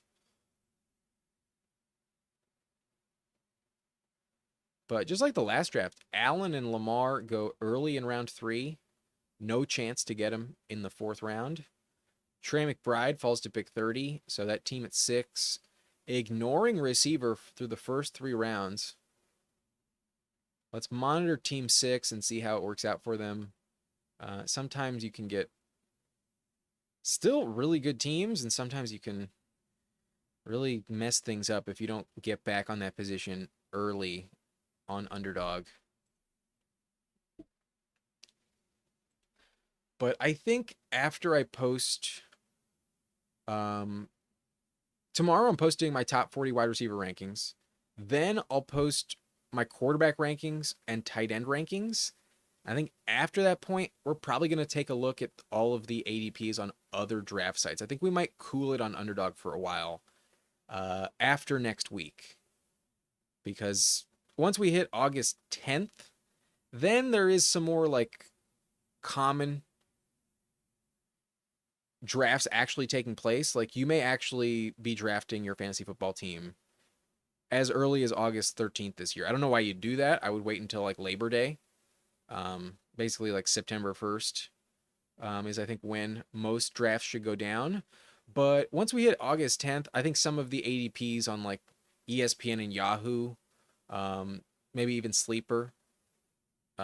Sleeper should be fine. They'll look a little more legitimate and consistent with what to expect. So Underdog has its own unique rules. I think for the sake of drafting and just trying to find good values, we'll pivot to other formats for our drafting starting after next week. So perhaps next Sunday will be the last Best Ball Mania I do on the live stream. Up until maybe like the final days of August. I might cool it on Underdog after next week. Just a heads up.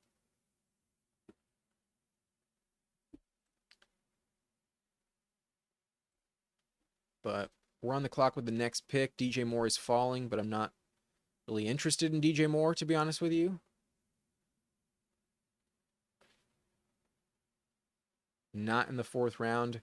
I consider him in the 5th, but still not one of my favorite picks. I think I'm going to go James Cook for that Eagles-Bills matchup, week 17. It's probably going to be some snow as well. I think the run game is really going to get going. And maybe it's going to be Ray Davis instead. Maybe it's going to be Will Shipley and A.J. Dillon if Saquon gets hurt. But if both of them are active in that game, it's probably going to be a shootout. And it's probably going to be a shit ton of run plays. So let's go with James Cook. Here I'm going to take George Pickens. I think a decent value in this range of the draft. We also get some divisional correlation with the Eagles and Cowboys. But there's also the contingent upside if CeeDee Lamb does get hurt. That's always something to keep in the back of your mind when drafting George Pickens.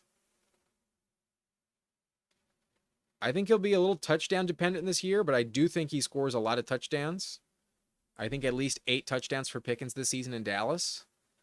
And even if he gives you like 50 yards per game, with that type of touchdown rate, he can still put up top 30 numbers at the position. But if there's ever a week where CeeDee Lamb is inactive, oh boy, George Pickens going to dominate if that ever happens. And I'm not betting on it. You know, like I would expect Lamb to probably stay healthy, but he did miss 2 games last year. He only played 15. It's not impossible that Lamb gets taken off the field. But Pickens also in a contract year gives us a stacking option with Dak Prescott. This is a team where I'm mixing in some different picks. We don't normally take Saquon. We don't normally take Bowers. We don't normally take Pickens, but it's good to have some rosters with them. Don't want to get completely boxed out of picks like that. I'm not as high as them on them as other people sometimes, but I don't want to completely fade them either. So we're kind of forced into double tapping receiver. Anytime you grab elite running backs and an elite quarterback, elite tight end, or quarterback, I guess, either of those positions, you never feel good about your receiver depth. And it's about to dry up. So even if Swift is there, one of my preferred selections in this range, I don't think with this team with Bowers on it, I can afford to take him.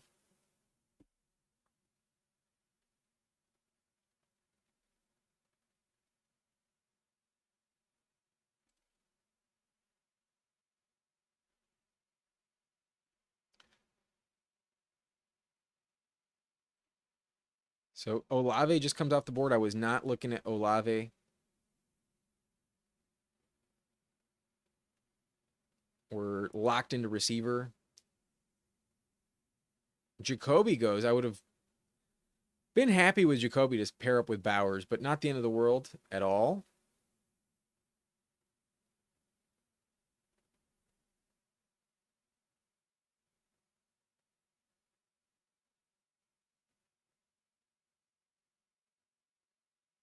Judy off the board. Because I'm so thin, I'm not going to tolerate the risk of the suspension with Addison. I think I'm going to ignore that. And maybe we get a good value on him coming back. I think we'll get some good wide receivers in the next round. I'm going to go Igbuka, my preferred option of this tier. I think the highest upside among the group. And I'm happy to reach on him these days as his ADP has been quickly rising. I think where Godwin was going is where Igbuka should be going now. I think top of the 6th, late 5th is totally appropriate on Igbuka. Anything after that point is fair game. That's my new updated stance on Igbuka. But we see Addison, Swift, and Laporta go, and now Montgomery. So some good falling value at wide receiver. And I will mix in the upside of Ricky Pearsall here. Even though I believe more in Juwan Jennings, Juwan did just suffer a calf strain. And who knows what that Niners receiving core is going to look like this year. I have no idea when Ayuk comes back. Pearsall is at least healthy right now, so let's take the upside. He was also phenomenal in 3 games last season.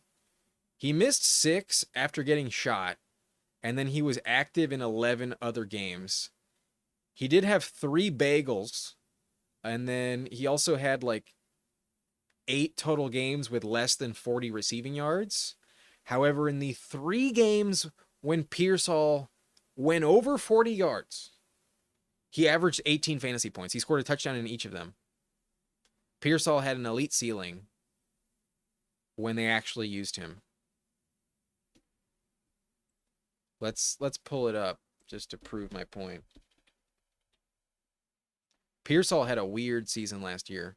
It's hard to rank Pearsall. I could envision him being top 25. I don't think it's impossible at all. But then I also have a hard time ranking him top 40. I think he's a better pick in best ball than redraft. But here is his game log. Here is Ricky Pearsall's Pro Football Reference page and his game log. Like I mentioned, first 6 games did not play. He got shot. Comes back in week 7, 5 targets, 3 catches, 21 yards. That's terrible. Next week, he actually starts the game, goes 4 for 4 for 38 yards.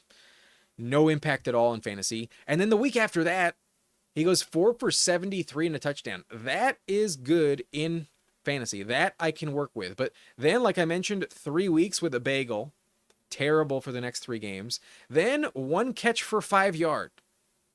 Basically a bagel in week 14. 1 fantasy point in half PPR. But last 4 games, 1 for 16, still atrocious. 4 for 37, still pretty useless, just like in week 8. But then the last 2 games in the fantasy championship week, 10 targets, 8 catches, 141 yards, and 1 touchdown.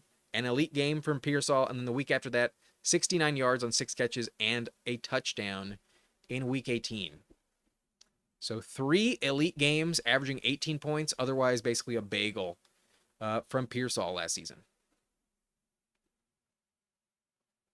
So even if that happens again, even if I'm only getting 3 games of useful value from Pearsall, the ceiling's high. But kind of interesting that Shakir falls to pick 94 in this. Like, I wouldn't avoid Shakir like the plague, but I guess I understand why he's falling. He goes 93. I get sniped. That would have been nice to have a good value on Shakir. But nope. Don't get everything. I think I'll just take Mooney. I need some receiver depth, and yeah, he might miss a few games, but I think once he's available, he'll be good to go. Mooney will put up some top 30 performances next season. I still think Mooney's fine when healthy. But Jamie is back. Good to see you, Jamie.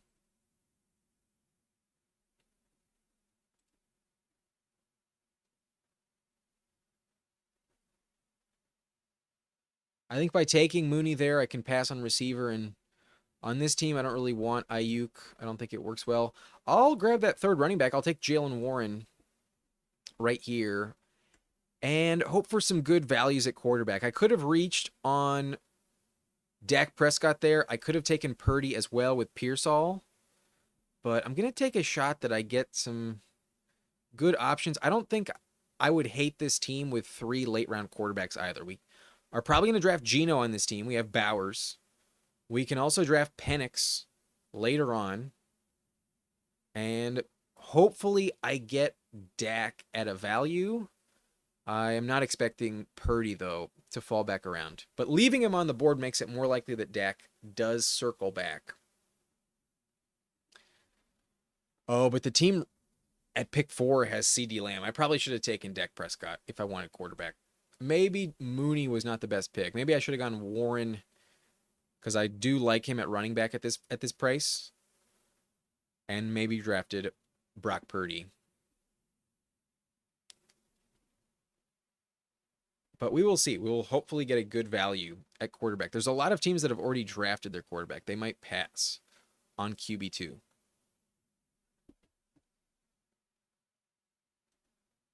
Jamie's wasted right now. Good luck to you, man. Cobra says you missed another Tillman. I'm trying to get back up to 8%. There was a time when I was above 8%, and then I started to just pass on him. And I've been trying to get back on my Tillman shares. There are some good camp reports for Tillman.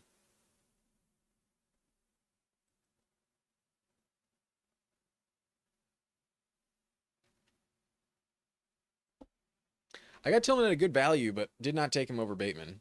I'll still rank Bateman higher.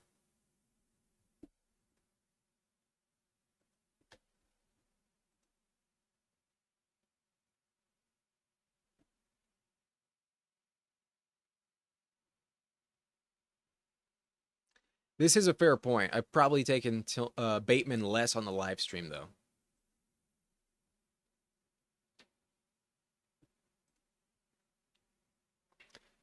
But this is curious. There's been a massive run on tight end. So maybe it's a good lobby to have Bowers in. A lobby that ignored the tight end values for a while in the beginning of the draft. Like Bowers went past ADP, so did McBride, so did Kittle. But then in round 9, a lot of tight ends go above ADP, like Tyler Warren 104, Ingram at 105 even, and then Loveland to 107. Not stacked up with Caleb Williams is kind of interesting, and then Njoku to the team at 12. We did just get Njoku at 132 in the last draft at the 12th slot. But there's still some good quarterbacks at the top of ADP.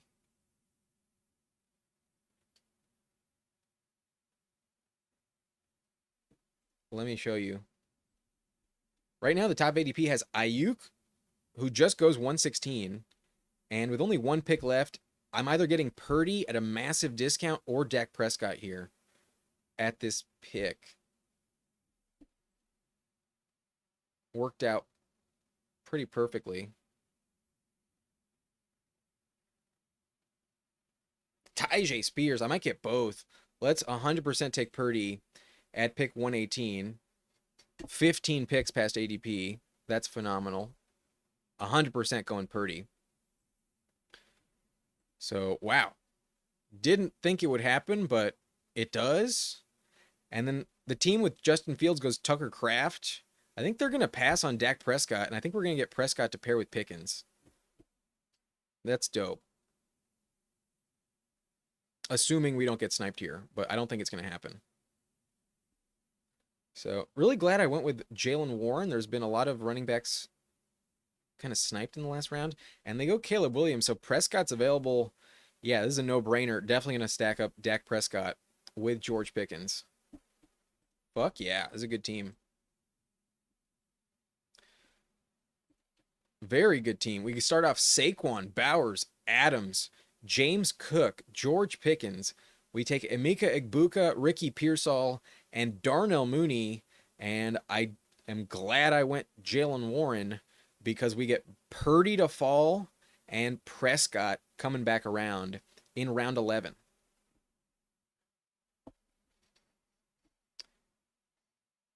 Really nice team. I like this team a lot. Wish it was in Best Ball Mania, but I don't think we're ever going to get some of these values in Best Ball Mania. I would not expect Purdy at 118 in Best Ball Mania. Even Bowers at 22 is kind of unlikely. But this is the type of team I can probably stop with just 2 quarterbacks. I think we're going to be okay. Maybe we get at such a good value later on where we do take another quarterback. But if we're only going to take Purdy and Prescott, I think we'll be okay. So that means I can load up on depth. We have Bowers on this team, and I feel like I have good depth overall. This is a really, really interesting team. This is the Pomeranian. I think this team is poised to at least advance. If you told me this team finished outside the top 4, it would be because of the Madden curse and Saquon getting hurt to start the year. That, and I guess maybe James Cook also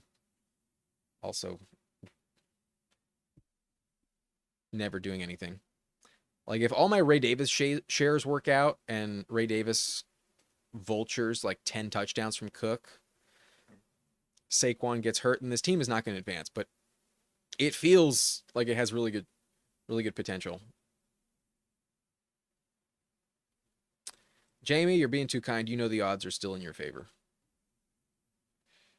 They're still probably the same. But someone's got to win. Okay.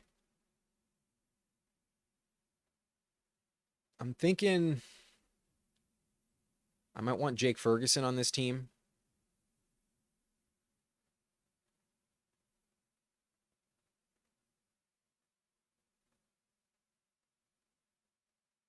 We have Dak.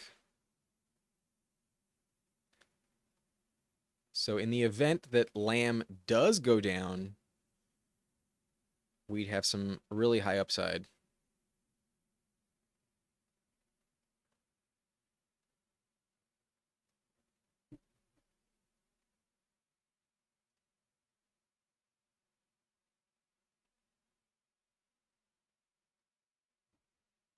Okay, we're on the clock. Top of ADP has CJ Stroud.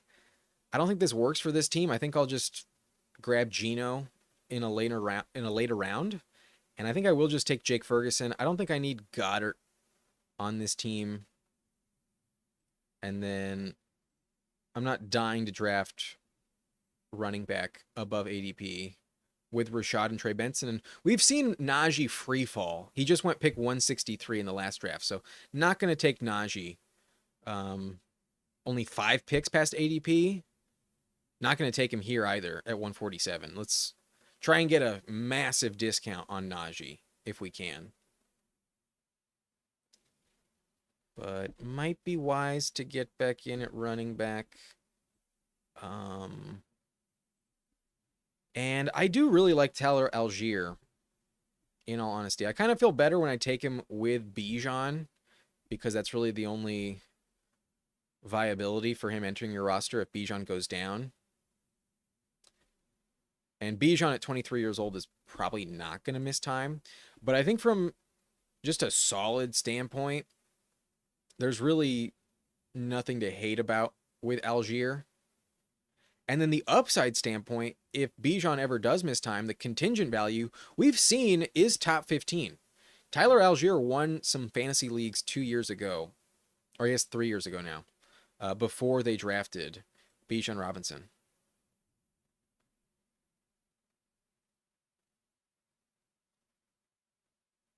So that's how that turn shakes out. Given how this lobby has really undervalued quarterback, I think leaving Stroud on the board there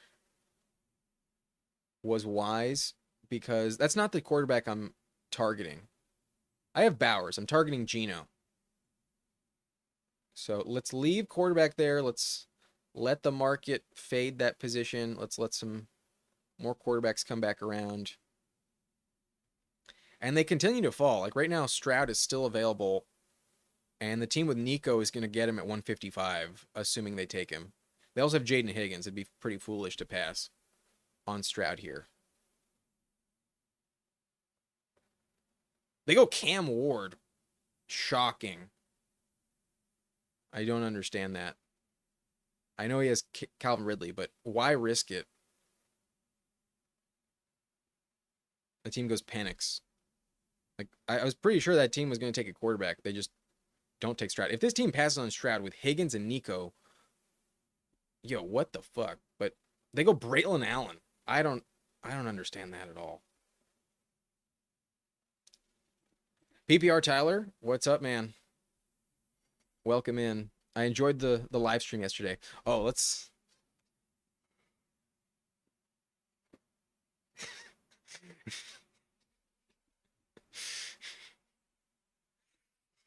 shout out PPR Tyler.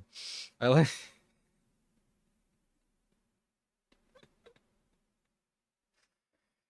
fling some arrows in your direction.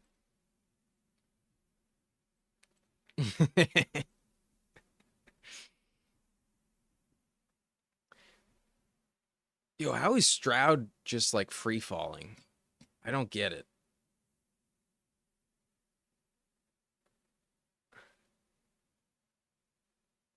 I mean, I guess maybe it's because that team has both Nico and Jaden Higgins, but like at this point, I might just take Stroud.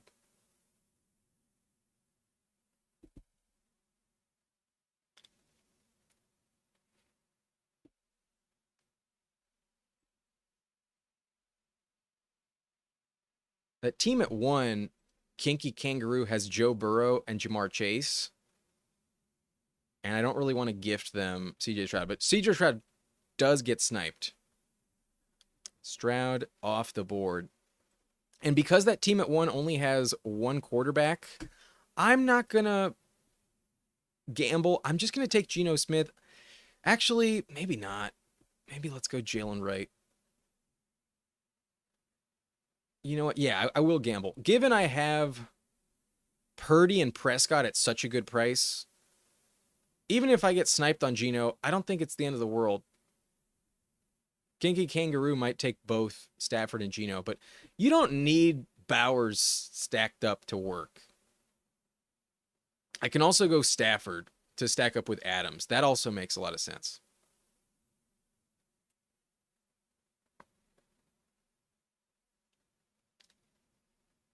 Okay, so with my running back room, I think I'll probably stop at 5.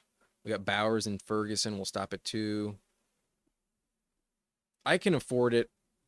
Question is, do I go Stafford or Geno? Stafford or Geno? Let's do Geno. We took Bowers in round 2. We took Adams in round 3. And we have Pickens and Pierce all stacked up. So let's pivot to the tight end position.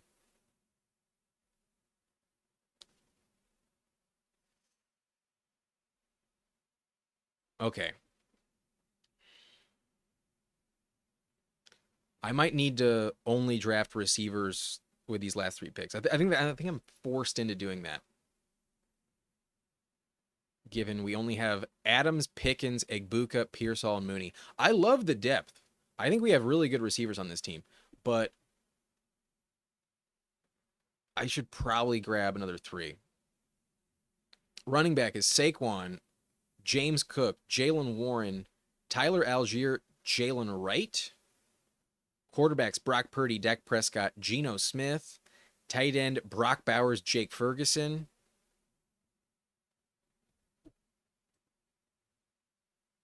Perhaps a luxury pick at running back is not terrible, but I don't think I'm going to force that. I'll see if there's someone really worth grabbing in round 18, but not going to take him before that. But yeah, this lobby just hates quarterback for some reason today. Stafford continuing to fall, also falling 30 picks. I mean, at least with Stafford, he's a little banged up. With Stroud, it made no sense.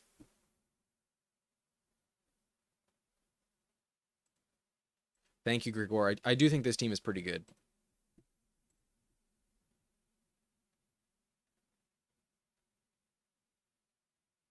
Gregor is in at pick 7 with Jefferson, Ladd McConkey, Hampton, Worthy, Chuba, Diggs, Mahomes, Hawkinson. Pretty good team. ETN, kind of a gamble, but I get it. JJ McCarthy, Christian Kirk. You also passed on CJ Stroud with Kirk, but Dylan Sampson, Demario Douglas, Isaiah Likely, Jalen Royals. Now goes Taj Brooks. I think the team at pick 7 is pretty solid. We also have Shamrock in here at pick 10. He went. Actually, we'll take a look at Shamrock's team after my next pick. We're coming up soon. Let's not get too distracted.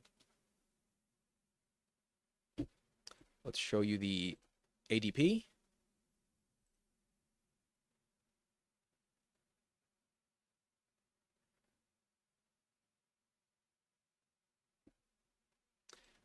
Jamie, just flooding this chat with my name is Earl references. I don't hate it, but I'm sure some people are like, what the fuck are you talking about?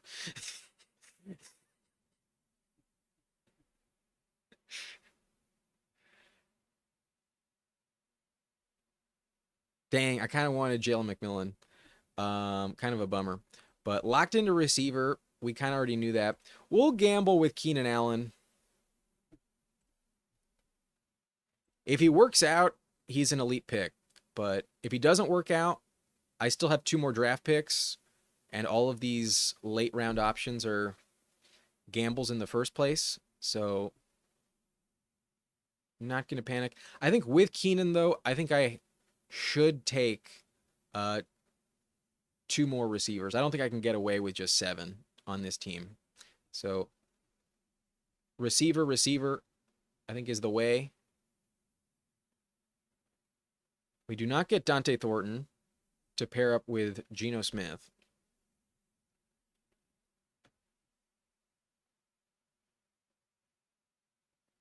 But I kind of hate everyone at the top of ADP. Like, I'm more inclined to grab guys who are going undrafted than draft the players at the top of ADP at receiver here. Like, I don't want Michael Wilson at all. Like, my best outcome for Keenan is that he's with the Cardinals and just craters Wilson's value. So I'll pass on him. We might consider Tyler Lockett, maybe Keandre Lambert-Smith. But given I have Mooney and my receiver depth is a little shaky, I'll go Ray McLeod to pair up with Mooney.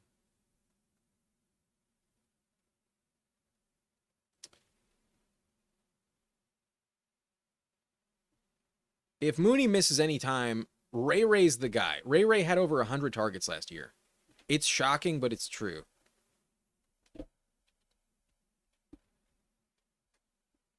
Ray McLeod. Oh, forgive me. He had 97 opportunities. That's why I got hung up on it. It's like so close to 100. 87 targets and 10 rush attempts. That's a lot of volume.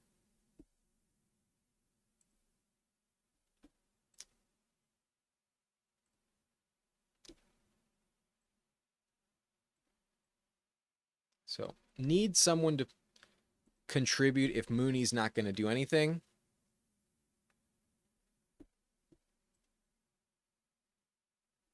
And then round 18, we'll take a flyer on someone who goes like completely undrafted. I think Roman Wilson is a legit pick. Early camp reports have him above Calvin Austin on the depth chart. I think that'll stick. They need to know what they have in their second round pick. That they can't afford to waste another year of Roman Wilson's career. He needs to get on the field. He needs some opportunity. He has much higher upside than Calvin Austin. They need to see what they got. I do draft Jermaine Burton, but might be a unwise decision. I love Torrey Horton. I'm starting to get back to full commitment with Torrey Horton. Really good camp reports. He appears to be fully healthy coming off that injury from last year, and that's the only reason why he wasn't like a third round pick. I think Torrey Horton's really, really valuable because at this stage in the draft, we're looking at guys that are wide receiver 3 at best on the depth chart, other than, I guess, Roman Wilson, who I guess is number 2. But mainly, we need to envision a path for them to succeed, even if they're going to start off the year irrelevant. And I am betting against Cooper Kupp this year. I don't think Cooper Kupp is going to stay healthy. I really don't believe it. I don't think MVS is better than Torrey Horton. I do not. If there's a player with tremendous upside that could slide in as the number 2 in their offense, if Kupp goes down, when Kupp goes down, I think it's Torrey Horton. But I might still not draft him here. I might go in another direction. We could go with a Cowboy stack, a Niners stack, and ooh, the Juwan Jennings calf injury has me liking Demarcus Robinson more and more. Only problem with Demarcus Robinson is that he pled no contest to a DUI charge, and just like Addison, he probably gets suspended.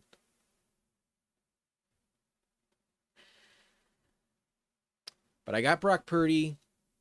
I have Ricky Pearsall. And that Niners receiving core is just so weird. It's really hard to gauge what the health level of everyone is. And Ayuk could miss like 10 games. I think Demarcus Robinson's going to get some snaps. But do I want him on this team? Not really. I think I'd rather just bet that Pearsall's legit and then take a swing on Roman Wilson actually getting like a lot of playing time. Like we mentioned, Roman Wilson's the only guy on this list that is actually looking like the number 2 receiver in his offense. Granted, that still might be target number 5. Like, he might still be behind Jonnu, Pat Fryermuth. We know he's behind Metcalf. He might even be behind Jalen Warren for targets. So, still a very risky pick, but I think I kind of needed some more floor plays. The depth at receiver is not the crux of this team. I think overall, the values we got and the early picks we made are carrying this roster. We have Brock Purdy, 15 picks past ADP. We have Dak Prescott, also 15 picks past ADP. We got Geno Smith, 7 picks past ADP. We took Saquon and James Cook.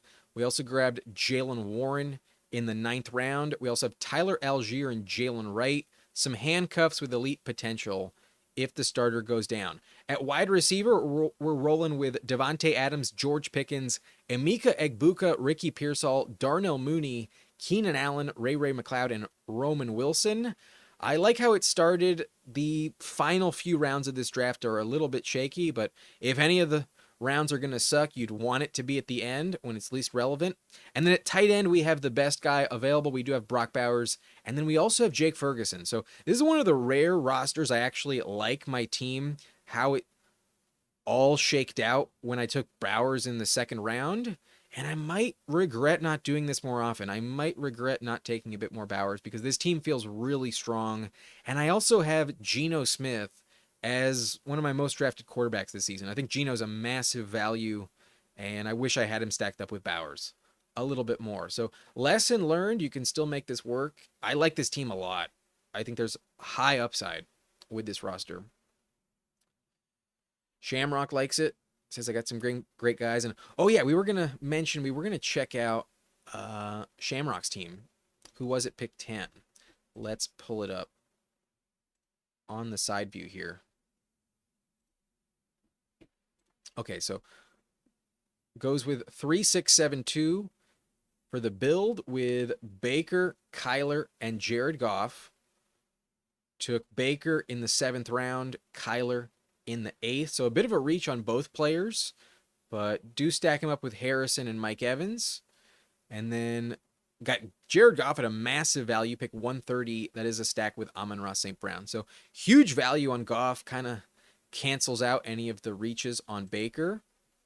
At running back, Derrick Henry, Travion Henderson, Dobbins, Jerome Ford, Giddens, and Jarquez Hunter. I think really loaded at the top. I like how you filled it out in the later rounds. Personally, though, I think J.K. Dobbins is a little bit overpriced, but in a range with a lot of other backups as well.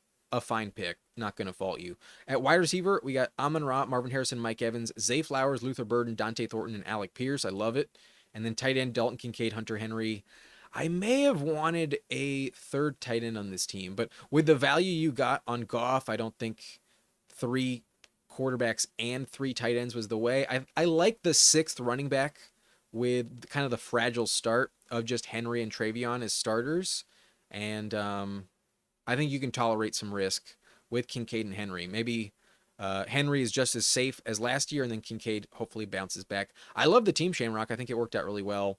Maybe a little high price on Baker and Kyler for my liking, but I think based on who you passed up on, it wasn't the end of the world, and then it did kind of work out later on. But there were some really good values at quarterback in this draft, so perhaps you might regret reaching on Kyler knowing so many quarterbacks went much later. Like I got Purdy at 118, you got Goff at 130.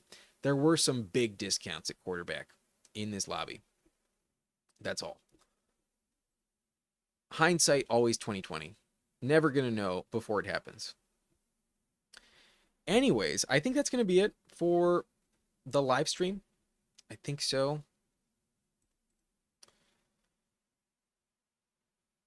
Jamie wanted Roman Wilson for that last pick, so we made him happy. Dan asking Kamara or Breece Hall. Oh, it's so close, man. If you're worried about Kamara getting hurt, then go Breece Hall. But personally, I am way more worried about Braylon Allen and Justin Fields stealing a lot of touchdowns from Breece Hall this year. I don't think Justin Fields likes to check it down very often. I think Brees Hall is actually a very risky pick. So I do rank Kamara one spot above Brees Hall. It's really close. I think the higher upside is with Kamara, but then the safer floor, the more likely guy to stay healthy is with Brees Hall. So you take your pick. I think it's a real coin flip, honestly. Don't like either offense. And there's probably more volume headed for Kamara, but he probably gets hurt. Neither of them are like guys I really desire drafting, in all honesty. But that's going to be it. That's going to be it for me. I will see you guys next time. Look out for tomorrow's video. We'll be posting my top 40 wide receivers early in the morning. And ring that notification bell if you don't want to miss out. Subscribe to the channel if you made it this far in the stream. I'll see you next time on Nice and Blunt. Goodbye.